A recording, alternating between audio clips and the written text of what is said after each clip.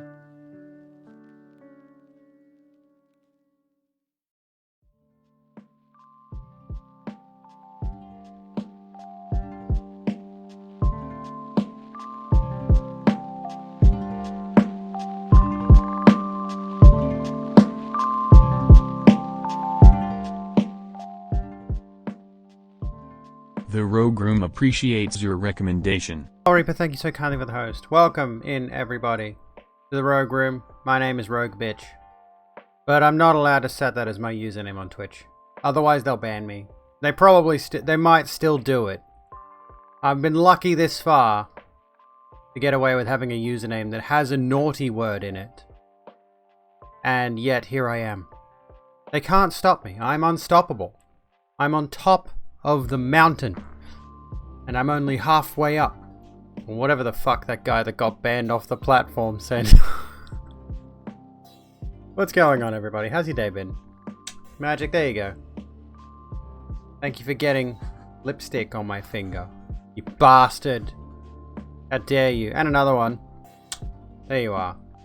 There you are, Soul Reaper. How's everyone's day been today? Have you been good? Have you been kind? Have you been chill? Have you been chill? That's the most important one. Do you like my headscarf thingy that I got? Look at this. Is this not the most adorable shit you ever did see? I don't think I'm wearing it correctly, but it's fucking quaint and I love it. I went out today with a friend because I had a gift card to a local shopping plaza. Yeah, I just put my mask on my head. Anyway, what did I do? Yeah, I had a gift card from my dad for Christmas, and I went out with a friend. She bought me vegan lunch.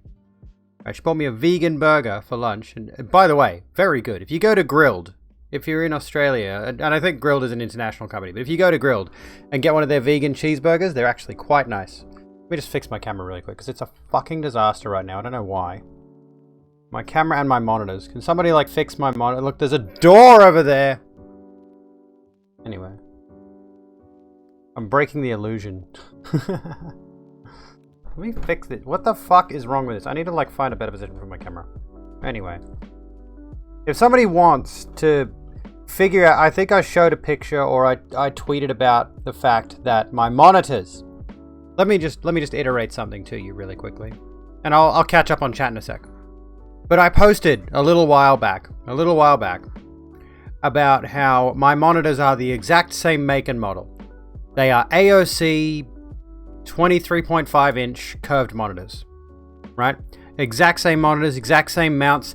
The table they are on is level, right? It's a trestle table, but both parts of the table are level with one another. And for reasons unbeknownst to me, when both of the monitors are at their max height or minimum height on the mounts, they are off by like a millimeter or two. I don't know how the fuck this has happened, but my camera sits on the top corner of the two monitors right in the middle. I would love to have a desk where I could sit the camera on a tripod. That would solve a lot of problems, but I don't have that situation right now. But these monitors are exactly identical. And yet, even if I sit them perfectly in the same position on the desk, which is how they are now, and I scale them to the exact same height, well, if I set them to either their maximum or minimum height, I have to fiddle with the height on this to get them to sit correctly. No matter what I do. If they are both at max height or minimum height, the situation is thus. Sorry, I'm like over my microphone. The situation is thus that they are off by a millimeter or so, and it's infuriating.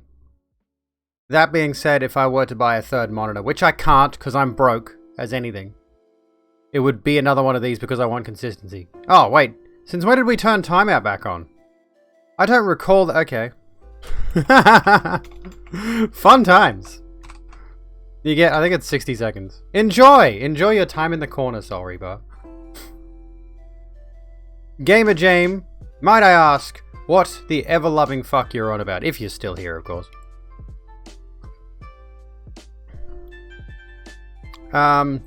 USA. Well, yeah. We know about that. It's definitely, it's always going to get a lot worse, really. We're very nihilistic around these parts. It's always going to get worse. There's always going to be propensity for things to get worse. All the time.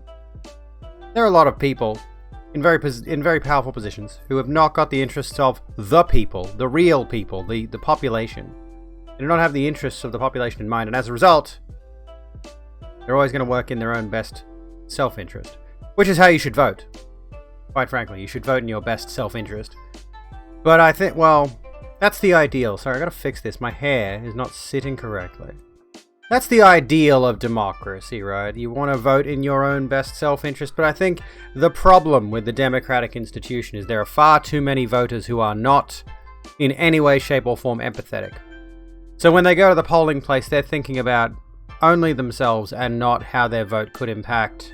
Yeah, delete your messages too. I can still see them. I dare say mods can too. But what was I saying? Yeah, there's far too many voters who, vote explicitly selfishly and do not think in any way, shape, or form about the greater picture, I suppose. Which is what we should be thinking about. We should be voting towards the bigger picture. If democracy works, but the current political situation is one that explicitly facilitates a system that doesn't benefit a lot of people. And it's probably not going to change anytime soon. Because even getting, for example, and I feel like a lot of people are pissed off that the USA is, the front and center of all the attention right now. But anywho. The world's favorite reality TV show. I'm going to try something with my hair. Okay? Do you like my headscarf? I like my headscarf. I'm going to try something with my hair. I got this today. For the greater good. We should vote for the greater good. I tried to convince my friend today while we were out that, about the superhero movies a fascist thing. Have I seen your fucks? Unfortunately, I've not. Look to the field where I grow my fucks and see that it is barren. I'm considering doing a whole bunch of different related meme backdrops in the pixel art style I've been doing. But, I've got other shit to do. Anyway, give me a second. I have ContraPoints videos to make. Budget ContraPoints videos. But yeah. We're here. It's because you're the best trash TV. You are. America is the best trash television. It is my favorite reality TV show. Okay, so first and foremost, I washed my hair today, so there's no reason it should be sitting so flat, aside from the fact that, there we go, look at that. It is getting thicker. It's definitely getting thicker. There we go. I like this. Okay, we're getting somewhere already. Oh no.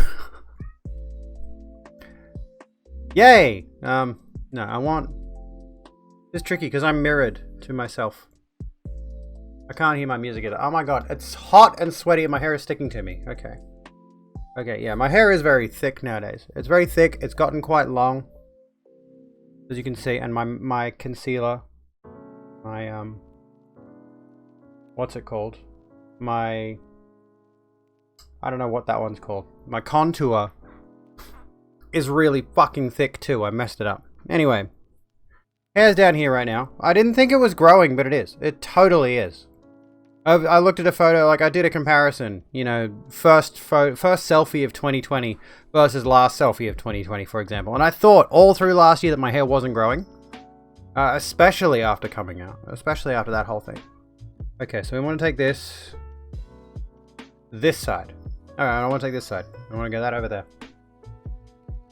Which feels weird. I don't know why this feels particularly odd doing it this way. All right. Have I been taking my pregnancy vitamins? Yes. No. I have not.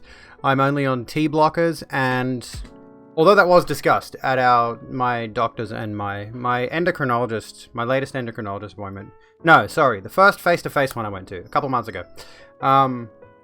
Feeling of hair being parted the wrong way, yeah. It feels weird. But we did talk about it. It was a thing that we discussed briefly.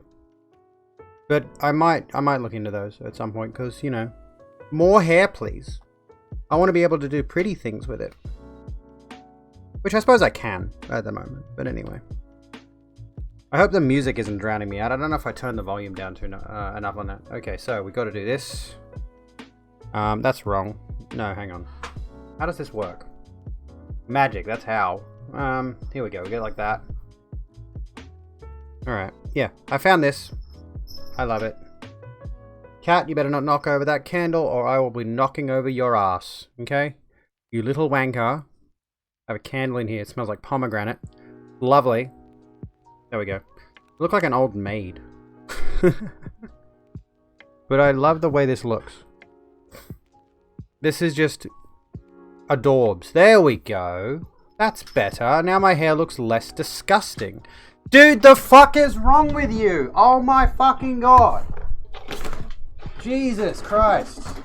Get the fuck out of the bedroom, Jesus. Oh my god. Okay, so the situation with my desk right now.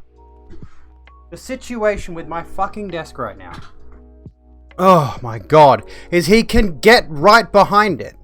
And he keeps going there when there is a power board on my desk.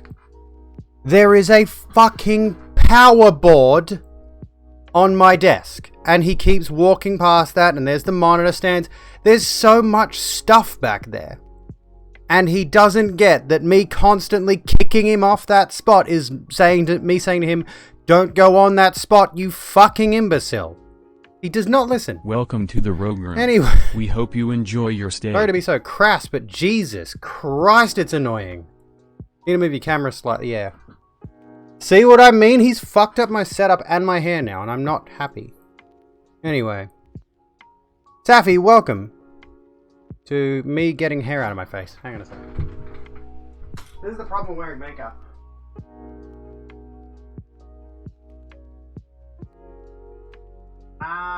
Hold on a sec. You can put my backdrop in the music while I'm away. Okay. So, cute housewife vibes.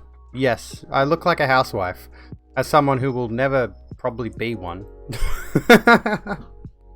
What's the music like at the moment? How's it hanging? Is it still going?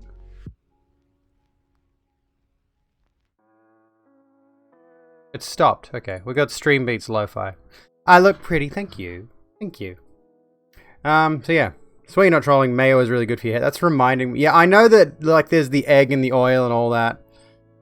But I'm like, I think of like Big Ed from what's it?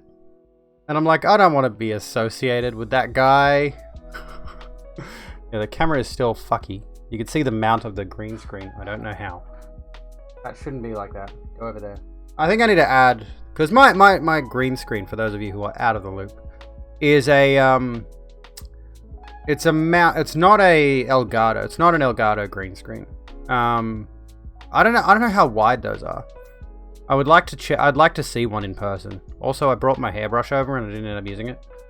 I'd like to see the Elgato green screen in action personally. I have not got one. I've got a huge piece of fabric and a huge ass frame, and I really should just add another bar to the green screen frame and have it stretched out far enough that the green screen is wide enough that it's not an issue, but I haven't done that because there's not really the room for it.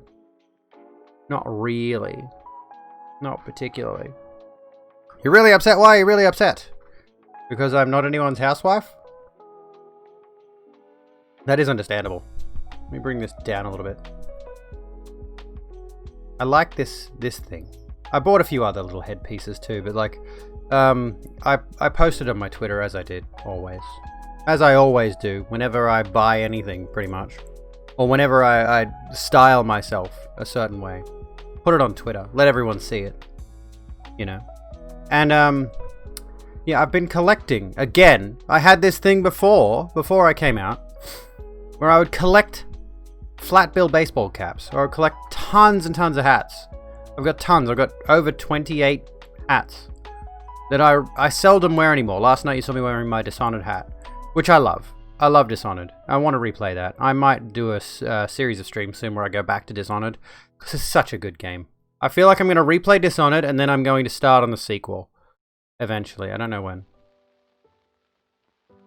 Because you're on your second pregnancy and you've gotten allergic to mint. Oh no! That's not good. Welcome to the Rogue Room. Josh, welcome to the Rogue Room. We hope you enjoy your stay. How are you doing? Headband reminds you of Captain Levi from Attack on Titan.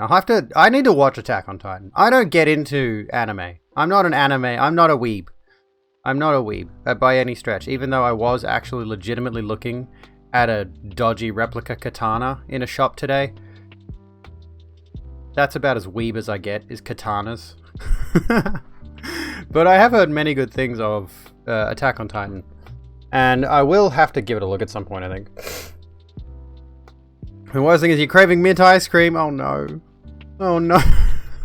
Okay, well, I will spare you the agony. I have got mint choc chip ice cream sandwiches. I will not consume one on stream tonight. Also, I'm sweating. I promise you that much. The torment would be atrocious. Just because you like anime. I know that! Oh, what the the camera decided to shake, I suppose. I need to tape this damn... whatever it is down. This power board down. Let me try something really quickly. Sorry to be such a technical nuisance today, but let me try something really quick. Don't look at my arm. Not free. Hopefully this doesn't kill the stream, me moving my power board.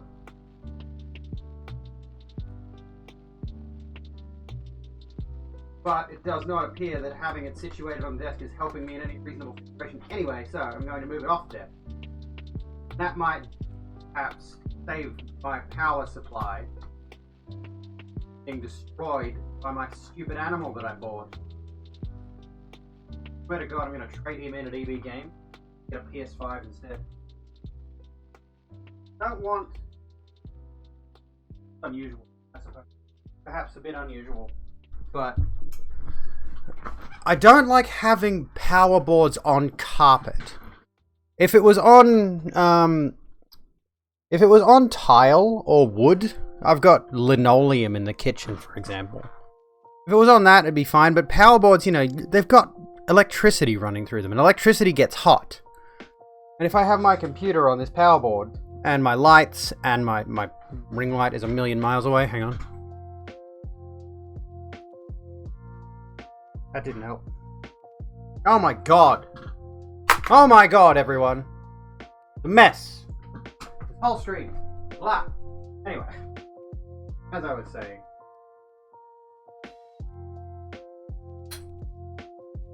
I don't like having energy producing fixtures near the carpet.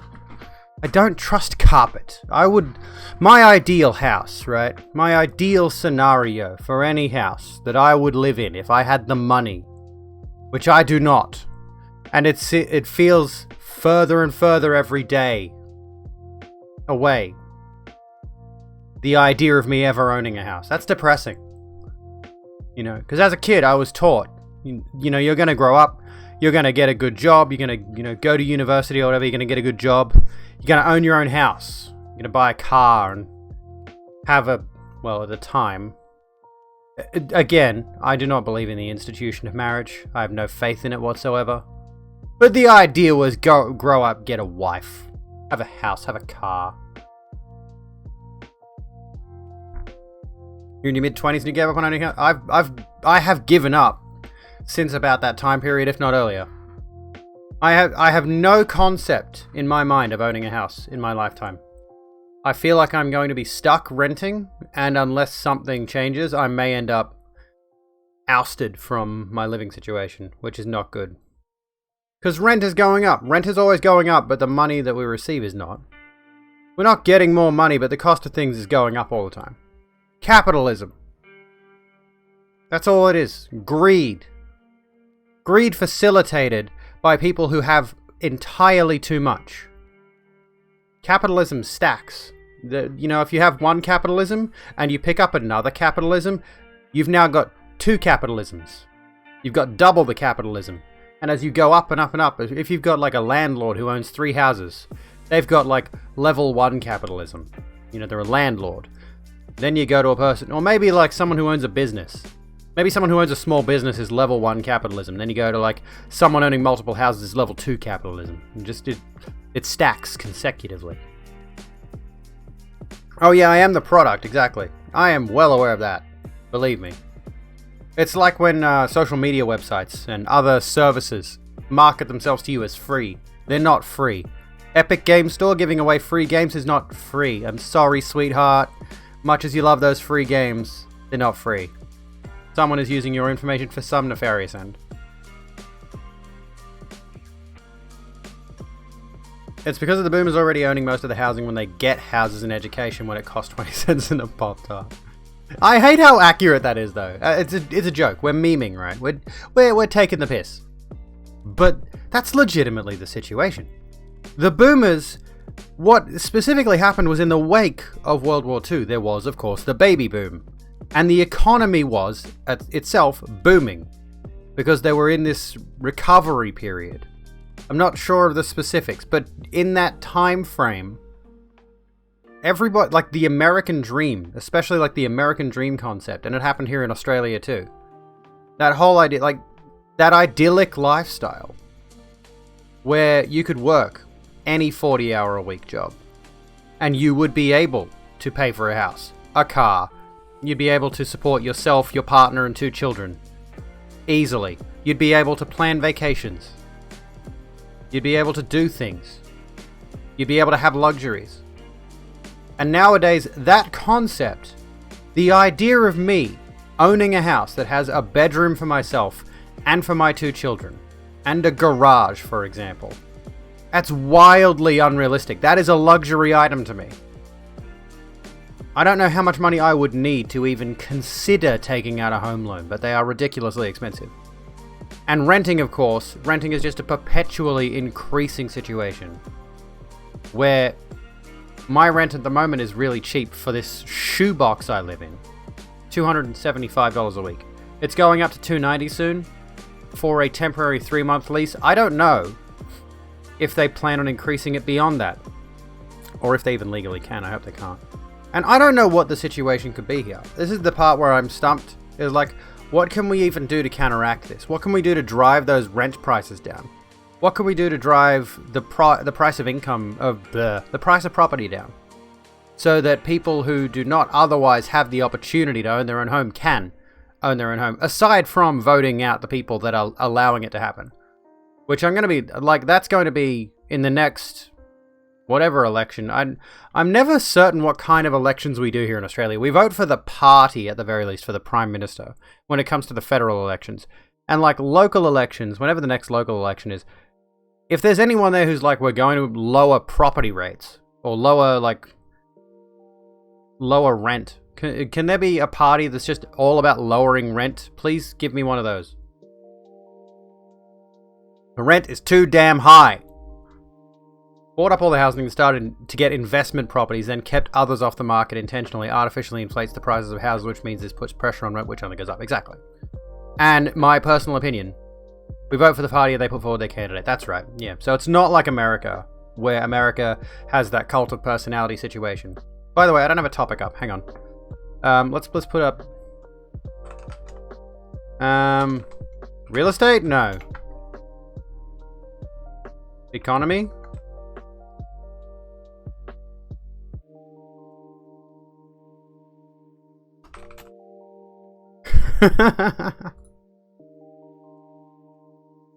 There we go. That'll do.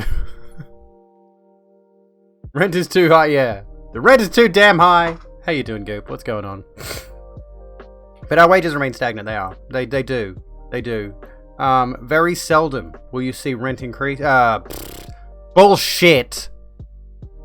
Very seldom will you see rent increase. Very seldom will you see wages increase versus rent increasing. And rent is explicitly, let's get this out of the way right now. You can rent a really high-end, really nice place. You can. You can pay a lot of money per week to rent a really nice place. But renting is a poor man's game. People who rent, and I was going to say this, I do not believe by any stretch of the imagination that any individual should own more than a single house. Without a shadow of a doubt, there should be laws in place for this kind of thing. If I were in any position of power, I'd be Chairman Mao. But anyway, I do not believe any single person should be able to own more than one house. The fact that it's allowed to happen, and the fact that people are allowed to be exploited for living, for having a roof over their heads, is disgusting. Absolutely reprehensible. They own a good PR process. Murdoch, which keeps up the charade. Yeah, it's true. How is that man alive? He looks like he's about to like husk over and crumble into ash. You know, I'm perpetually worried that's, you know, does he go on television? I feel like Murdoch is the kind of person who lets other people speak for him. Does he go on television? I don't know. But I feel like if he ever were to, he'd burst into flames and two giant horns would sprout out of his head. And he'd start speaking in this deep guttural growl. An eldritch backwards speak. Rupert Murdoch is the devil. And I'm an atheist. Not that that's relevant to anything anymore. I don't do the whole atheism thing anymore. I'm atheist, but I don't do the whole atheism thing anymore. Hello, bad boys. How you doing? What's going on? Hello, bad boys.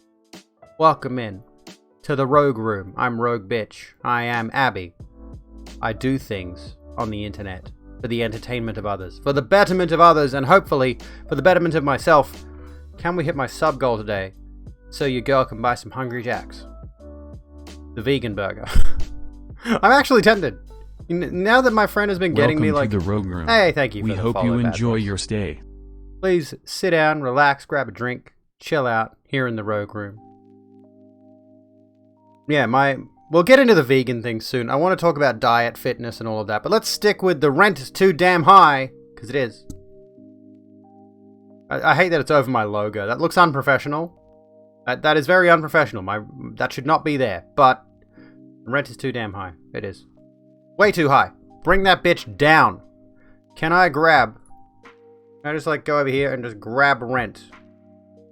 And put it over myself so I can do this. Look, I'm going to grab the rent. I'm going to drag it down. See? That's some top quality special effects there. You've never seen anything like that. Could just scale it. I could. I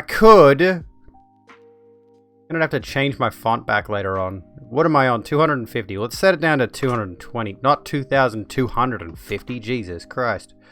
My font does not need to be that big. There we go. True power. Production quality. That's what I'm striving for my next video. Production value. And I'm going to be doing that moving forward. Like I said, and like my friend has been taking the piss out of me for. Jacinta, by the way. Jacinta, who pops in a chat every now and then.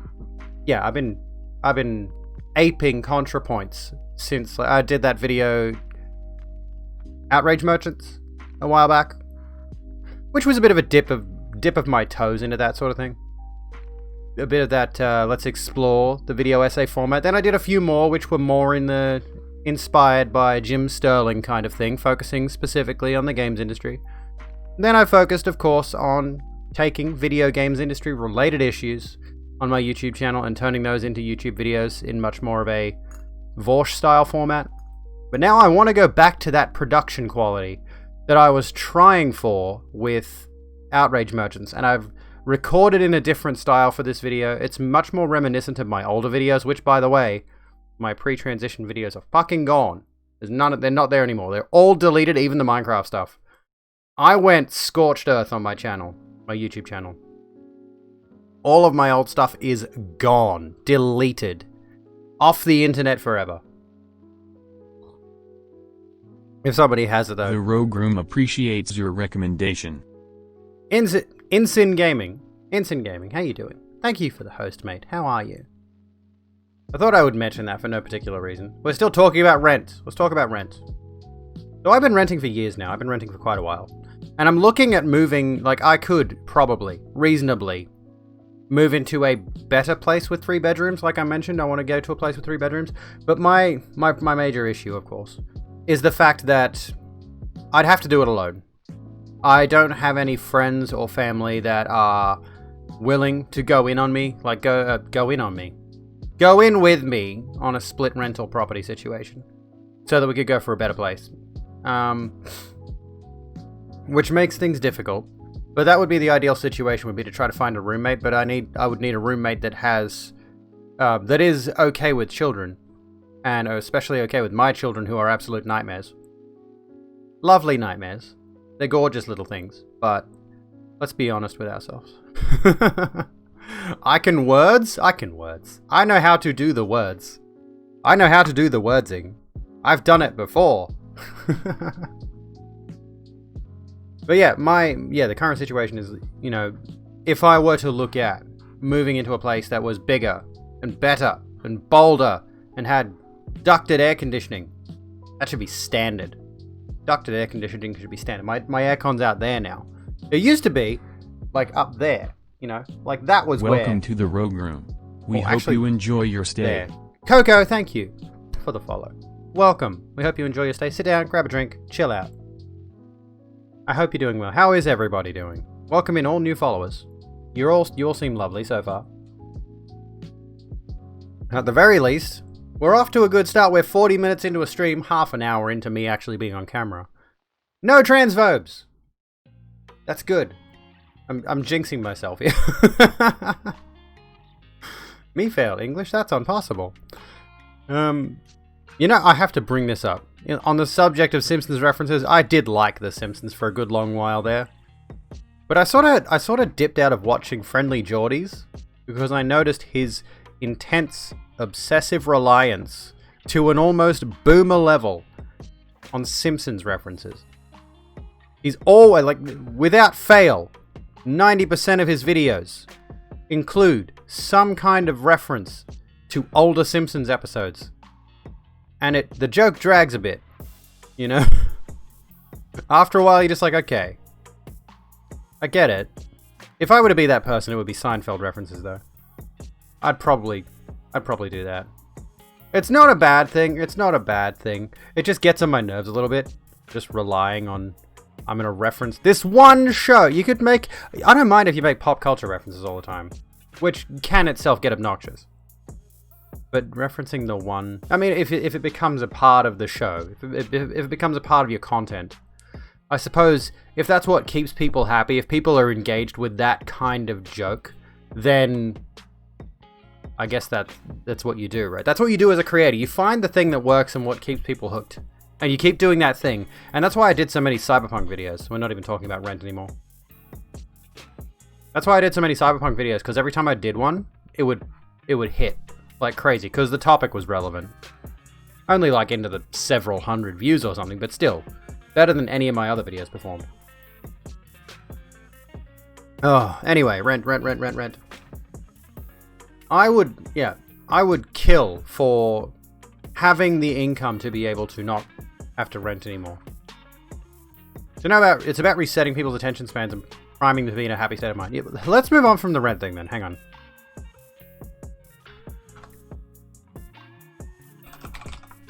Give me attention. There we go. Can I put this font back to 250? There we go. Alright, so give me attention, right? Content creation.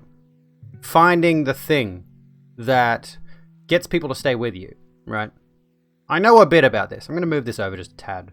Maybe like there. So it looks like it's almost... There's almost the same amount of space. Actually, you know what I might do? That'll probably do it. No, it won't. That looks ridiculous. Whatever. There's a space at the end. And that sort of... Now that box with the font in it is in the corner. I'm playing with Blue Tack, by the way. For anyone curious about what the hell this is, it's Blue Tack. Anyway. Yeah, I got Blue Tack. So, yeah, as a creator, right? And this is something I've struggled with for a very long time, and I've figured it out on numerous occasions. I've figured it out on numerous occasions what it is that gets me an audience on Twitch, on YouTube, on Instagram, occasionally, but I'm never able to hold that. And this is the thing that I've struggled with as a creator on numerous occasions, is like, I can hold an audience for a while until that audience starts to dip off again. And I don't know why that is. Political topics? Sometimes. This is the tricky part, right? This is the tricky part. Especially since coming out, I've become a lot more politicized. I have become a free radical. That's a chemistry thing. It's not actually anything to do with politics. Free radicals. Things in your blood or something. I forget. Oh no, it's electricity. It's electricity, sorry. It's not a biology thing. It's an electricity thing.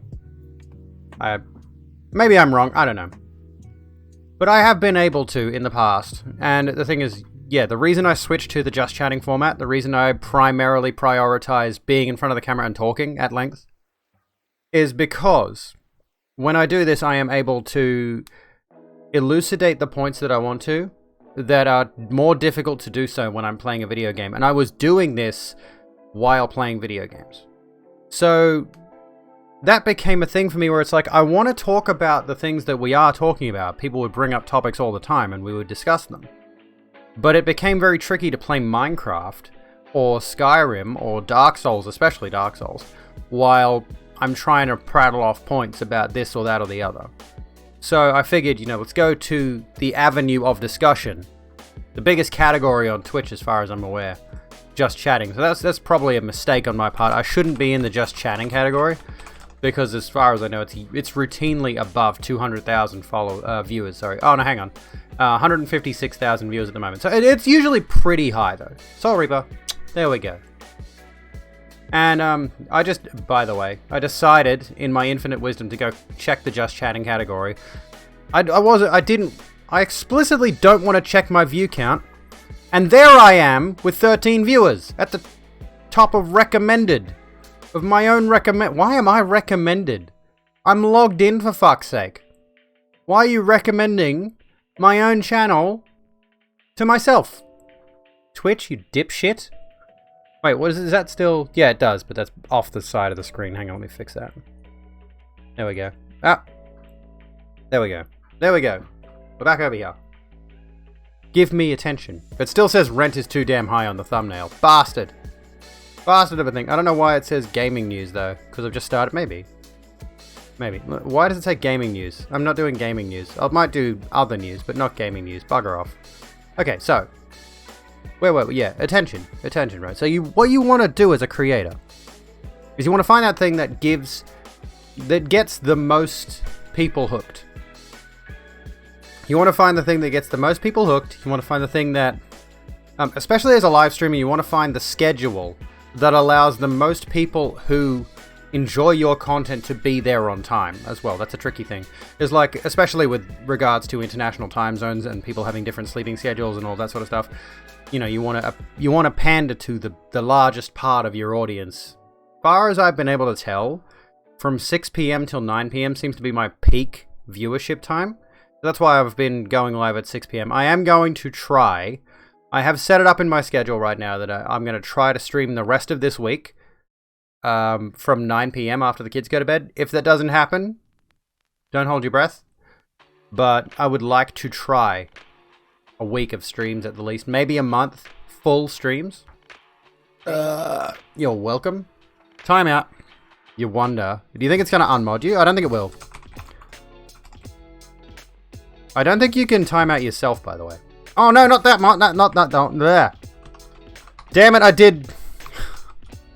No, I did 600 seconds. There we go. Sorry. It will delete your messages, but yeah. But yeah, the thing that I have often found when it comes to that whole hooking people thing, especially with video games, this is the problem with streaming video games, especially. Oh yeah, posture check me, because you might have seen my tweet about how my posture is shit. Because I was literally just like sitting there like this, browsing Twitter. I was just like, had like one arm slumped over my leg, and I'm just like so exhausted. And I had OBS open because I was fiddling around with stuff, and I was like, fuck it, I'm gonna take a screenshot of how I look right now. Atrocious, absolutely atrocious. And yeah, the thing that got me about streaming Minecraft, playing hardcore Minecraft, you'd get people coming in who were keen on the hardcore Minecraft run, of course. They'd always be there for the hardcore Minecraft run. I'd get up to 20 or more viewers playing hardcore Minecraft. Same with Dark Souls. Especially if I was doing PvP in Dark Souls, that became a regular thing for a while. Doing PvP runs. And doing arenas and stuff like that. And people would be tuning in to join in the arena. People would be hanging out in stream to catch like the fights that they couldn't be there for and all that sort of stuff. So the hook in that circumstance, the give me attention part, became the game. And quite frankly, I'm too pretty to just be locked to one category like that. I would prefer to build an audience around this bitch, not around whatever the fuck's over there. By the way, that's my things for the stream. We're going to talk about the vegan thing in a second, because that came up a moment ago. I got some notes up. Relatable content because you're either hungover, or you're hung over your keyboard, or hung over a sink at work. Well, that's no good. Hungover, as in like hungover, or you're like hanging over something. Hello, Strawberry Phoenix. How you doing? Enjoy that lurk. Started the diet chat? Not yet. Not yet. This coffee is not good. Aldi brand cappuccino. It didn't mix properly, so there's like clumps of it in there. Do not recommend. I'm gonna buy a coffee machine when I have any money, which I don't.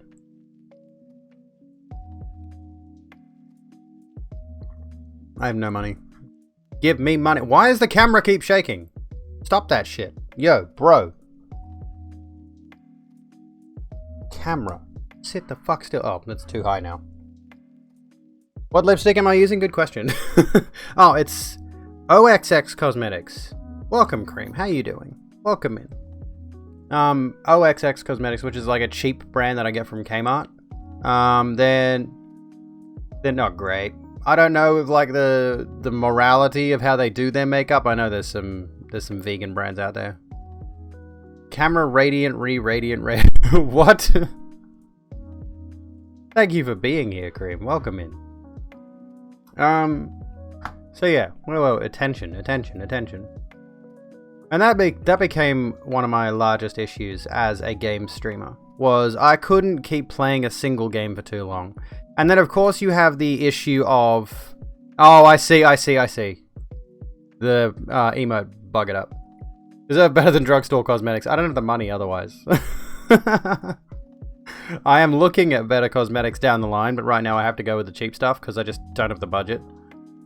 But yeah, the thing that happened, and I know a lot of other streamers who have said that variety has worked for them, but I don't know exactly why.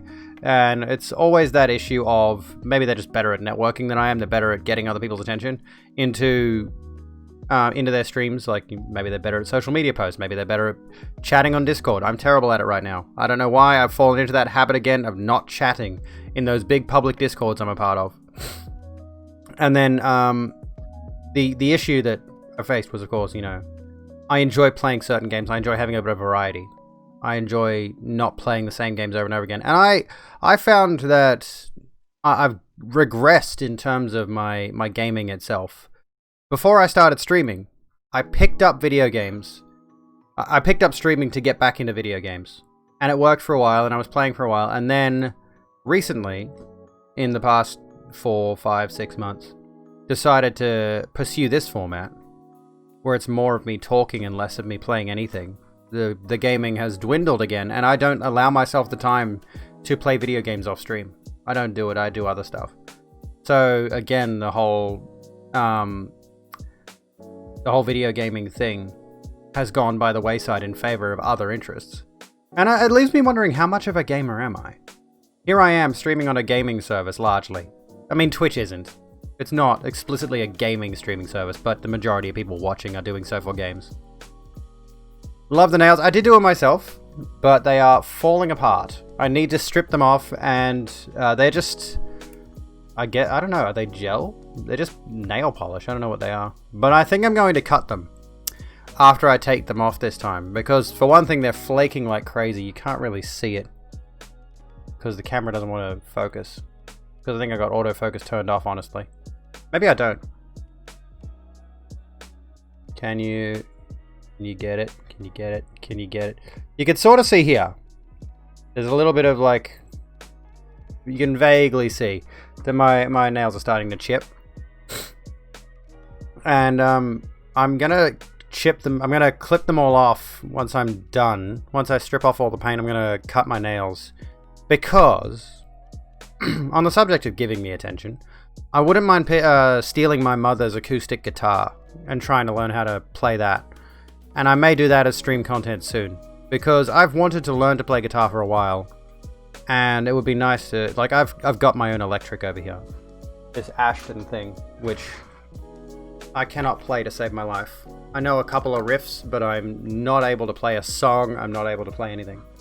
My memory is terrible, so usually and I'm a little bitch when it comes to the feel of the strings, but like, I don't know. So I got to work on, you know, developing calluses and all that sort of good stuff. And I like the idea of being able to play music. So I would like to go down that avenue, I think. Play Dragon Force on Expert. You don't play things on Expert on a real guitar. That's not how that works. But yeah, I've been doing my nails personally. I did these for a video, actually. And the thing that irritates me about them is they were really nice when I first did them. And then the day I was going to record, so I did them the day before I recorded, and the day I was actually recording, luckily you don't see the nails for too long. There was already a chip in one of them by the time I was recording. I'm like, you bastard nails. And the way I do it is I put on a layer of clear coat, then 2 layers of paint, and then another layer of clear coat. I don't know if that's how you're supposed to do it, but that's what I was doing for a good length of time there. Yeah. Once I take these off, I'm probably not going to repaint them for a bit, or if I do, I'll do something really, really simple. Like, I might get a skin tone. What's my skin color called? According to my foundation, I have alabaster skin. So, that's something. And that's even... No, is it alabaster? No, ivory. I've got ivory foundation on. And I think the next level of lightness up is alabaster. And this is darker than my overall skin tone, this foundation, which is, yeah, tricky. Cheney licked your hand. Well, that's good. Rocksmith did that. I was considering looking at Rocksmith as well. But that has its own guitar controller that I'm not going to bother investing time into. Even though I know you can, as far as I know, you can plug in your own guitar. And it does work. It does work. Cheney. Where's my cat gone? He's fucked off. He's fucked off somewhere now. Anyway, there's that. So, give me attention. We'll get rid of that one. We'll change that one.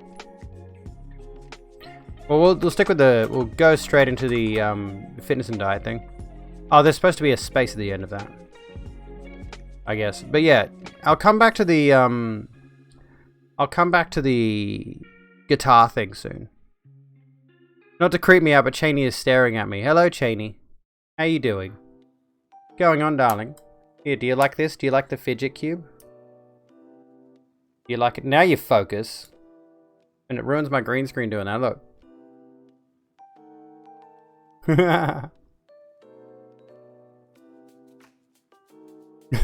That's rather cryptic.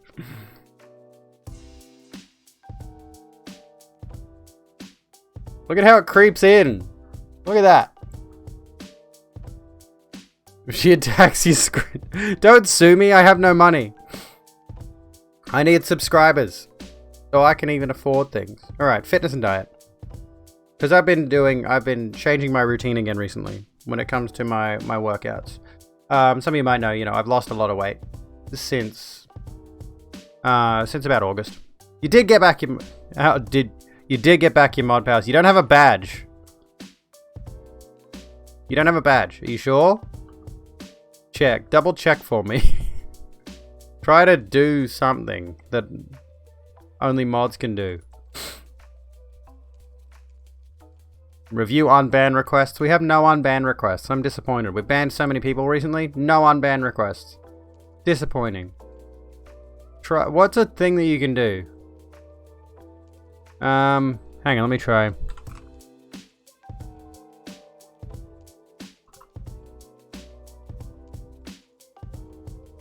There you go, moderator privileges. I guess that I granted them to you. Let me try /mod. Let me just try something.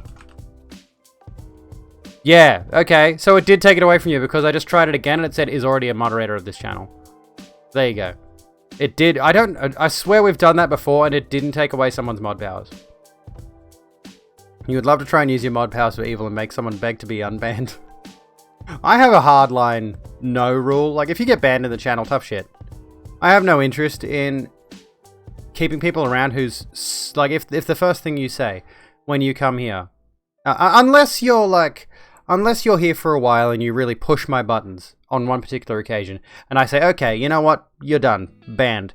And at some point further down the line, and this is unlikely to happen, but at some point further down the line, they come back and they're like, oh, I've changed for the better, unban me. I'll consider that. But if someone comes in first time and they explicitly attack me or you guys or anything like that, and we just ban them outright and they come along trying to beg to be unbanned, it's like, you're a nobody in this channel. Why do you want to come back here? I don't care about you.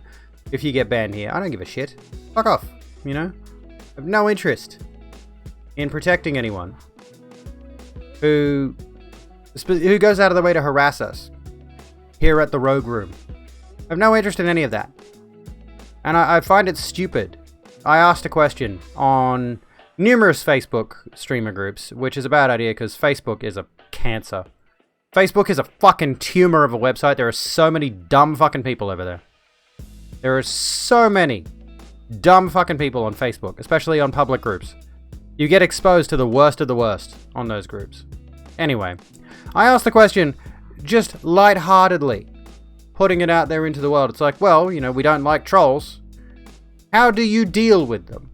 Was the question I posed. I was like, how do you personally deal with trolls? And the amount of people, like, it was a question. I was asking a question to you personally, the reader. How do you deal with trolls? And the amount of people who took it as though I was personally complaining about trolls and took the opportunity to lecture me about, oh, you need to get thicker skin. You need to get over it. It's just part of streaming. Totally missed the entire... Like, did you not read the message that I put up there? Did you just glance through it and interpret... Let's talk about fitness. For fuck's sake. Let's talk about fitness and diet and get off this fucking bullshit. I hate Facebook. It's a fucking cancer. Anyway. We need to treat Facebook with radiation. Okay? Fitness and diet. Speaking of radiation, speaking of radioactive gains. Gains, friends. I feel like I look quite good lately. Look at that. That's far better than my arms ever looked before. That's crazy to me. Guns, son. Also, I've kind of made a little dumbbell with my with my Blue Tack, not Play-Doh. But anyway, fitness. What I've been doing recently is a lot more focus on cardio when it comes to fitness. Not specifically, like I'm not a cardio bunny, but I definitely do 20 minutes on the bike before I start my workout every single day, 6 days a week. So I get in there about 9 a.m. from Monday through to Saturday and get on the bike 20 minutes, break a sweat, get your body really warmed up. You got to break a sweat. You've got to be feeling it. It's got to get a little bit harder to breathe. You know, you've got to make it so that you're actually feeling it, I think, in a warm-up. Well, not necessarily, you don't have to go too hard, but I found, like, for me personally, is getting my body into that state of, like, you're doing a fitness now with that warm-up period, that first 20 minutes. Get on the bike. You could do the treadmill, you could do the Stairmaster, whatever the fuck it is. Do any of those. But cardio is good to get you sweating and to get you the blood pumping through your whole body. You know? As a result, I always advocate... nowadays. I didn't used to advocate cardio. I hated it because it was boring. And now I'm just like, this helps me. Like, it actually does help me. The rest of the workout feels like it flows more fluidly. Hello, Stephen. How are you doing? We are keeping safe. We are keeping safe. You're welcome here. You're trans yourself. All trans friends are welcome here. So yeah, my primary piece of advice, in addition to that, stretching, you know, you get the cardio in first. And if you don't do the cardio, you could do yoga if you want to do yoga. But what I used to do before I started adding cardio into my workouts was I would start every weighted set, because I used to just do a pure weights only bodybuilding set. And I would do, say for example, if I was doing bench press, I would do 20 reps on the bench press with just the bar, which is 20 kilos. And then I would add the weight plates on that for my next reps. Hold on a minute, Magic. I don't have my water because I'm an idiot. Alright, give me a sec. Let me make sure you can't see anything.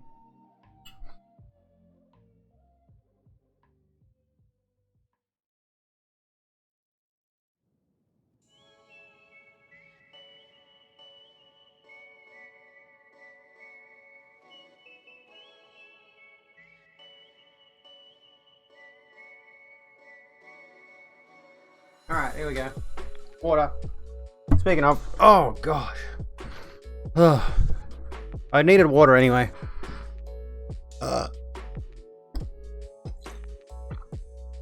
Thank you for hydrating me. Oh. So yeah. Should get into jogging again. You should get into jogging again. I tried jogging recently, and because my body is... Like, the cardio my body is used to is the bike. What I ended up doing with the jogging, maybe I just wasn't jogging correctly, I don't know, maybe I wasn't wearing the right shoes or something, I don't know. They are joggers, the ones that I wear now. I only wear this one pair of black joggers to the gym. That's the only pair of shoes, because my Converses are absolutely fucked. They were my old lifting shoes. I got 2 pairs of Converses that are absolutely destroyed. I used to use them all the time for deadlift, squat, bench. Well, you don't need specific shoes for bench, but deadlift and squat, shoes can actually make a difference. I might actually start wearing them again, because wearing the sneakers for those 2 particular exercises is not ideal. The flat soles of the shoes is perfect for not bench, squat and deadlift. But anyway, need to exercise. Well, here's the thing, right? What I did during lockdown here in Australia is I had a set of dumbbells. Hello, Fluffy, how you doing? I had a set of dumbbells already, so that's worth getting. And of course, calisthenics is something worth looking into. If you are at home for any reason, if you don't have a gym membership, if you're not locked down, you can go for a run around the neighborhood, and then yeah, you can go for a run around the neighborhood and then come back and do some light weights under lockdown. But yeah, like, if you can't do that, there are other options for cardiovascular activity to get your heart pumping. Star jumps are a good one, always. Running on the spot. You could do stuff like planks, and of course there is yoga as well. I've heard many good things about yoga in order of keeping your physical fitness up in some way, shape or form. The general idea behind fitness is just move your body, you know, keep your body moving. And if you are sitting stagnant for hours and hours on end and not doing anything, and not trying to get your body to a point of breaking a sweat is my personal ideal when it comes to workouts. I want to feel it, But you can do workouts without breaking a sweat. Let's get that out of the way right now. You can do a workout that'll still get your blood pumping, it'll still get your body feeling good, but you don't need to break a sweat necessarily. It's just my personal recommendation, especially if you're trying to lose weight for any reason. Breaking a sweat helps, because that's how you know the workout has been intense. And it's worked for me. I can verify that. Am I from China? Because you China, get my number. That's a new one. I haven't heard that before. I'll give you props for that. I've not heard that one before. How you doing? Relaxing kind of, while floating around from place to place trying to entertain yourself. Ah, yes. Entertainment is hard. That's why I do this. Honestly. This is like my entertainment, is being able to be on a screen and entertain others. You know? I like to give people something to watch. I like to be the entertainment. I like to be, like we were talking about before, which we got rid of that now because we've got fitness and diet up here. I want to be the center of attention, you know? I want people to look at me.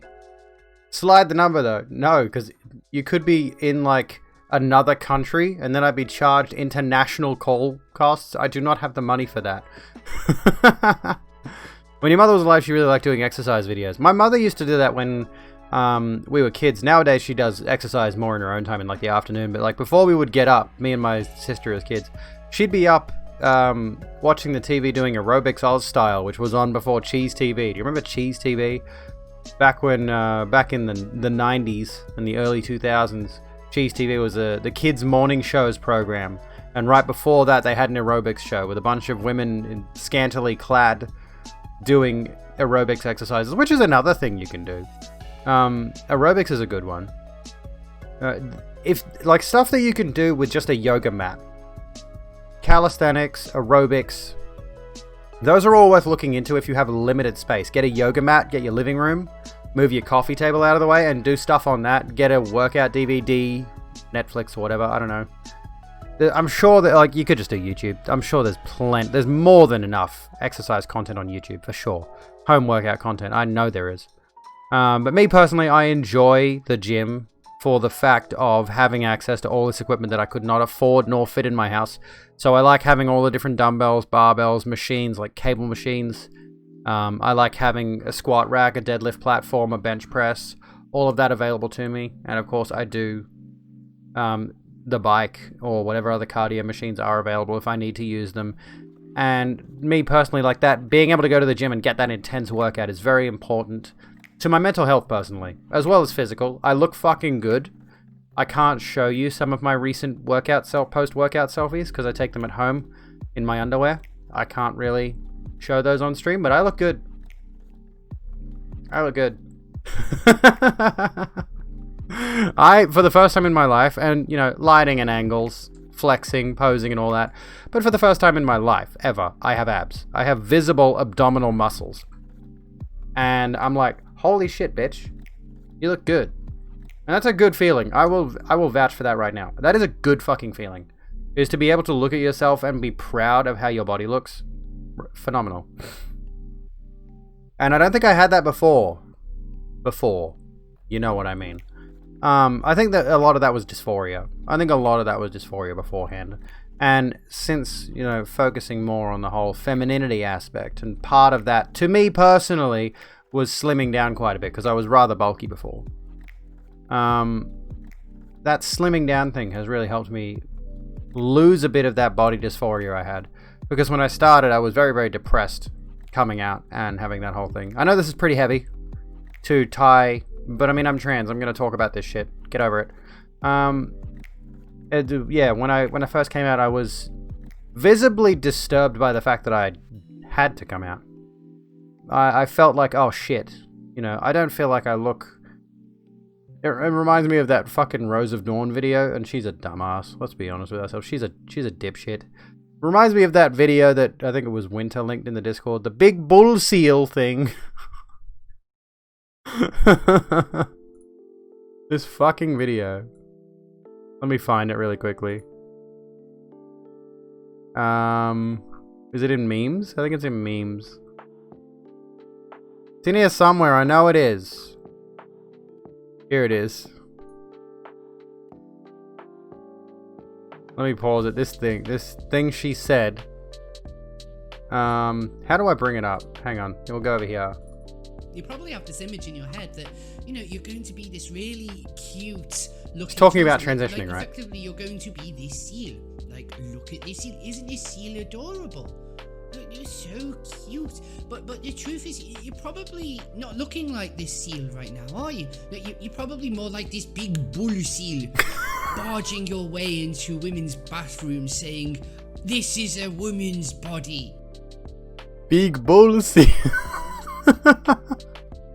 I can't get over the way she says that. It's fucking phenomenal.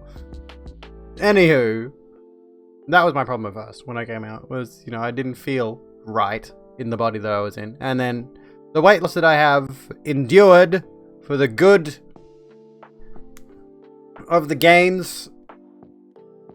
I have very nice arms. I have very, very nice arms. I'm not gonna lie. I like the way my arms look. Especially my triceps. They are still a bit too big, but deal with it. I'm okay with being a buff bitch. I'm not okay with being overly thick buff bitch, because that just doesn't look quite right. But anyway, I'm just talking about myself now. I'm just being a narcissist, as you do. Been out for 7 years, taking hormones. Have zero male clothing. Only wear dresses or skirts, and tops or dresses.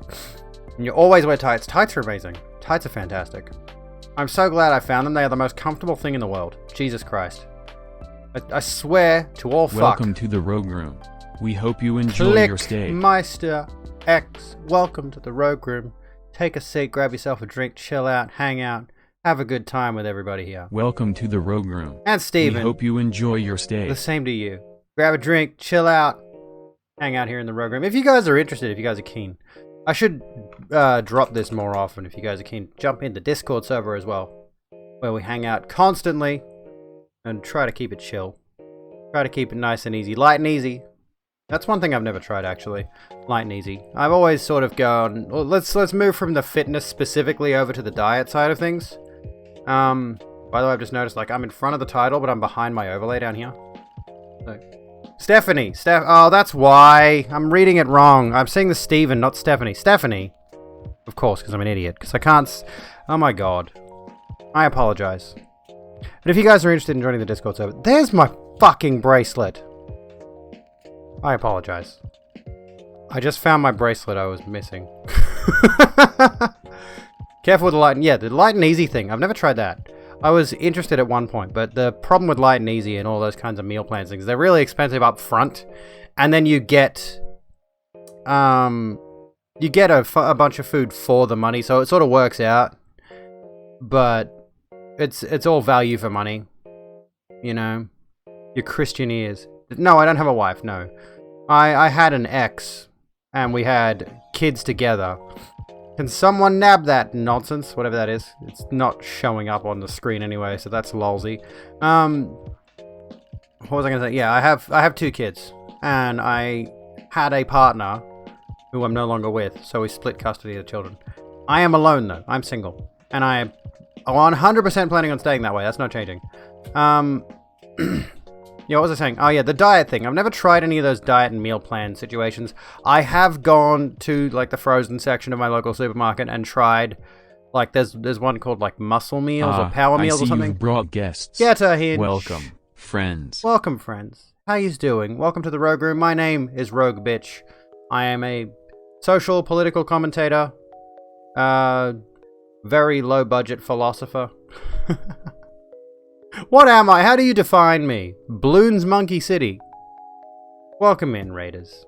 How was your stream? How did it go? Steph, that's a good one, Steph. Sorry, I just saw like the spelling at first, and I'm like, oh, hang on. Is the Y part of it? I didn't think. I apologize. Welcome in, Raiders. How was the stream?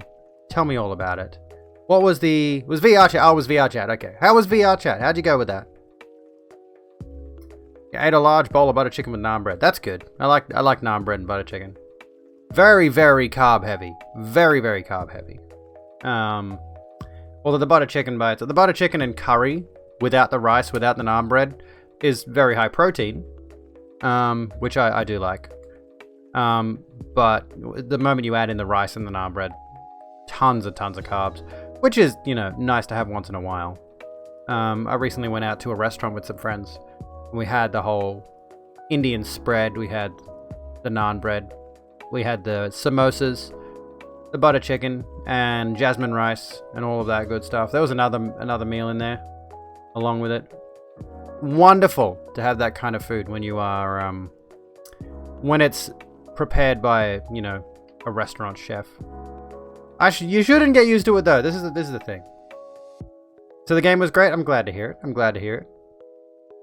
You shouldn't get used to it. I have this problem, right? I have this problem at the moment with my 90-year-old grandmother. And I feel like I should give her the benefit of the doubt in this circumstance. Because, again, she's 90. She's a nonagenarian. She's old, right? But she still calls me by my dead name, and she still refers to me as he, him. When I'm wearing a dress next to her and makeup at morning tea. And I get that she's known me my entire life as a male. And my transition has only been relatively recent, and I get that she's on in years, but there comes a point where I'm just like, could this potentially affect the relationship I have with my grandmother? That's a worry that I have to figure out now. It's like, I don't want to have to be referred to in that manner, but I also don't want to be the person to bring it up constantly. It's very tricky area. Showing another streamer how fun VR chat can be for streaming. I wish I had VR. I don't even have the room for VR. That reminds me of an article, actually. Recently posted about how... Hang on.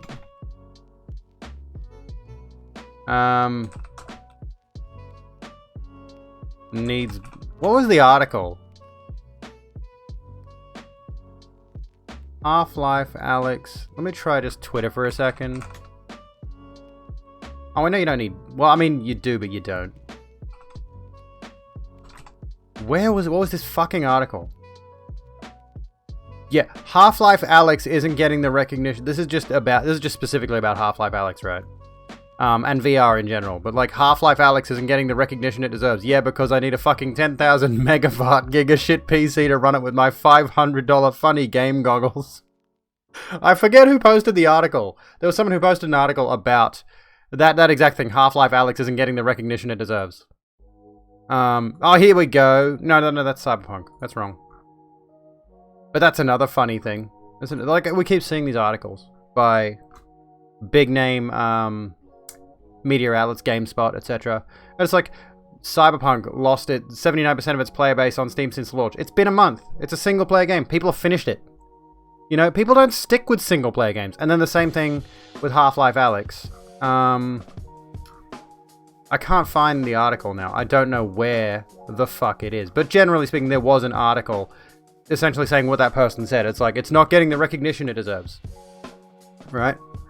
And it's like, yeah, you require $1,800 VR headset to play the fucking thing. It's kind of a stupid remark to make. Not everybody is bougie as fuck. But yeah, I have actually played VR on one occasion. At a friend's place. I played on his PSVR, PlayStation VR. Some arena shooter thing. I forget exactly what it was. It was not bad, but it was definitely disorienting after a bit. But if I ever do get VR, of course, I will try Half-Life Alex. I might try VR chat, but of course, if you can learn to use a cell phone, you can learn to use people's proper pronouns. That's true. By the way, Feck, hi, how you doing? That is true. That's a whole thing. And that's the tricky part, right? It's like, my mother has said to me, she said to me when I came out, you know, we got to tell your grandparents. I was like, okay, tell my grandparents. She told them for me because I was a scaredy cat. A scaredy cat girl. I don't have any cat ears yet. Maybe one day. She said to me that my grandfather might understand because he knew a trans person growing up. So it's like, or somebody he worked with transitioned or something when he was, 40 odd years ago, when he was in the workforce, 40, 50 years ago, whatever. So it's like the concept of trans people is not a new thing by any stretch. It never has been a new thing. But I do, yeah, the two things I worry about is that I don't think her mental faculties are all there, because she's 90. She's 90! So I fully expect someone of her age. And coming back to this whole thing, the fitness and diet thing, people, like, they're not in good shape. They don't work out. You know, she does a bit of gardening and all that, but she's not in terribly good shape. And physical fitness directly ties into mental acuity as well. If you are physically fit, your mental fitness is also up there. Not just like depression, anxiety, and all that, but like actually being witty and on the ball, being able to be clued into things. The older you are, if you stay physically fit, it can help your brain function, which is really good. Keep that in mind. Also, what you eat. If you're eating, especially I think a high iron diet as you get older, high iron is really important. I might need to revise that, I'm not quite sure, but I think iron is incredibly important to elderly people. Hopefully you're not here just as I'm off for the night again. No, you are not. We've been going for about an hour and a half. Still got probably about an hour and 45 to go, I'd say. I'm sticking to like 3 hours for streams at the moment. 3 hours. So I'll start at 6 p.m. my time and go to 9 p.m. my time. That's how I'm going to stick with it. You'd use a VR set for Phasmo? Try it. If you can get your hands on one, try it. Because I know... Thunder. What's his fucking name? I can't remember Paul. Thundermace. He uses VR for like that, for Payday, for everything. Cat, there is a lit candle there, you fucking idiot. I will throw you in the bin. I swear to God. I'll buy another cat if you spill candle wax on my fucking carpet. I'll go find that black cat that I didn't adopt last time. I'll take you back. 3 years ago, I adopted this fuckface. Adorable fucking moron. Iron, fish oil, and magnesium every night. I think I need to do that. I think I've got like a hair, skin, and nails vitamin that I've been meaning to take. Oh yeah, I know you don't need VR to play VR chat. I might give it a go one day. Is it free? Is VR chat free or does it cost you something? Because quite frankly, if a game costs money at this point, I'm not going to be buying it. It is free, okay. I may give it a crack at some stage. But yeah, like recently, the only game I think I bought for myself was Ghost of Tsushima. I'm not even sure I did. I'm pretty sure I did. I should get into the routine of taking my vitamins. I do. I should. I'm in the routine of taking my estrogen and my T blockers. So, and there are a few days where I miss my regularly scheduled programming when it comes to that.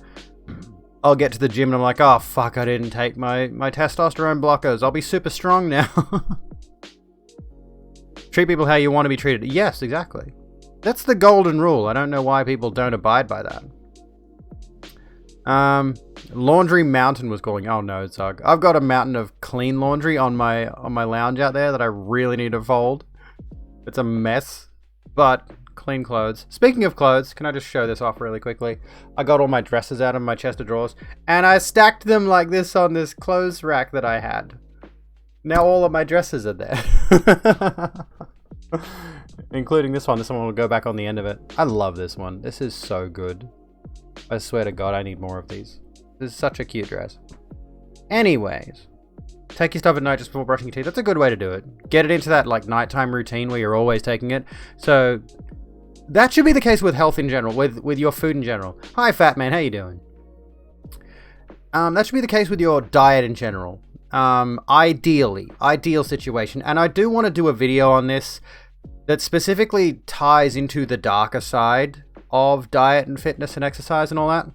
Because there is a dark side to it. There is a twisted side to particularly the fitness industry and the idea of addiction to fitness and healthy eating.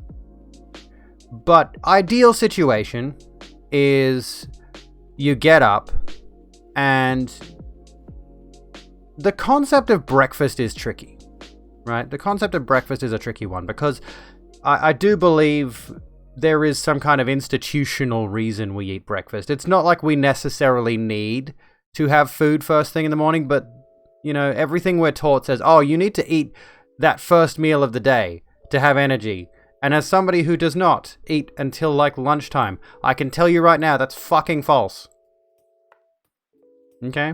I don't eat. I get up and I'm in the gym and I finish my workout and have my shower before I eat.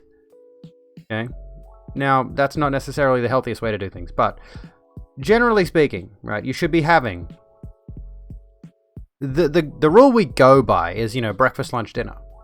And the ideal situation would be the perfect situation here is like, please use your nutritional information on the packaged meals you have, or properly measure out your raw foods, your meats, your vegetables, your fruits and all that. Measure them out, don't overeat. Know what a serving is, that's important. But, your lunch, your breakfast, your lunch, your dinner should be single serve meals that deal with your appropriate amounts of protein, carbohydrates and fats, of course. And determining exactly what amount of protein, carbohydrates and fats you need, your macronutrients and micronutrients if you want to get into the iron and all that kind of stuff as well. That's a lot trickier. But generally speaking, I start the day with a black coffee, go to the gym, do my workout, come back, and then I will have something like, say, a cereal or a sandwich with like maybe a cheese sandwich, or maybe like at the moment I'm trying Kellogg's Sustain for my cereal with like light milk, and I think I'm going to swap to either almond milk or soy milk. I'm not sure which yet, but I think I'm going to drop the cow's milk entirely and try to find vegan cheese if I can. We'll get into that in a moment. We'll get into the vegan thing in a moment. Don't understand how people can be so bigoted. You're a typical 39-year-old cis white bloke. Do you care about other people's choices? Nope. You're an equal opportunity asshole, but it's serious. How it doesn't affect you. That's the thing that I often seeing. I tweeted about this guy, right? 2 Wheat Bix with full cream milk and a spoonful of sugar. Teaspoonful of sugar, 1 teaspoonful of sugar across both of them would be fine, I would say. That's a reasonable meal. 2 Wheat Bix is 1 serve. Full, a cup of milk is the serving. And a single spoonful of sugar, fine. Totally fine. 2 is a bit much, but I mean, you can get away with it. Do you find you tend to accumulate? Well, not yet, because I'm broke. Those I have gathered over months, mind you. Some of those are too big for me now, because in the past few months, I've dropped 23 kilos. 1 spoon over each of them. A spoonful of sugar on each of them. Isn't that what you said? What was the tweet I posted? I responded to a guy. Although I just took the screenshot that he posted of his own tweets. He had like a few screenshots of his own tweets, and I'm not quite sure what the reasoning for that was. This one, alright? On the subject. Right? This guy posted this. Marsh Touré, he's a big proponent of every black person in America should have a gun, and I originally followed him because I agree with that notion. I unfollowed him because of this shit. I may refollow him just because I don't normally do the unfollow thing. I didn't block him at the very least. But the fact of the matter is, and I said why bother saying this? You can see it over here. Words, and we'll get to words too. I want to talk about words. I want to talk about definitions and stuff. But words have actual definitions and they don't change because of words around them. That's false. That is demonstrably false. What does the word cool mean? What does the word cool mean? That's the perfect example. Cool means a low temperature. But it has come into the common vernacular to mean that thing is nice. Or that person's nice. Or okay with me. I find that to be an interesting thing. Like, the words and the way we use them change and shift over time. A male with male DNA, that's not a thing. Male DNA is not a thing. Is in fact a male. Regardless of what term he calls himself. Like, these kinds of people have to go out of their way to dead name and misgender you. This is an active thing that they are saying. Well, I respect that term and call him whatever. No, you won't. He says, yup. No, you won't. If you are going to say this, all of this shit, then no, I do not believe you. I absolutely do not believe you, right off the bat, straight away. You do not offer it. You aren't offering anyone any respect. But anyway, that's neither here nor there. What did I have up on my screen? Let me bring up Google just so I've got it there if I need it for anything. But anyway, yeah, the people are assholes. Of course they are. And anyone who ever brings up that whole argument of the gender pronouns and all that sort of shit, where they're just like, male is male, female is female, they never need to say that. If you are a cis person, and you are not explicitly an ally to trans people, you never need to say anything about trans people. That could be it. If you disagree, and I mean, you're still an asshole if you disagree with our existence, but if you disagree with our existence, then shut up. Leave us alone. It's that simple. There's no reason anyone who disagrees with trans people, other than to be a bigot, there's no reason they have to say anything. But anywho, that's not related to fitness and diet. Cat, what are you doing? My cat is being a wanker again. Can you, like... No.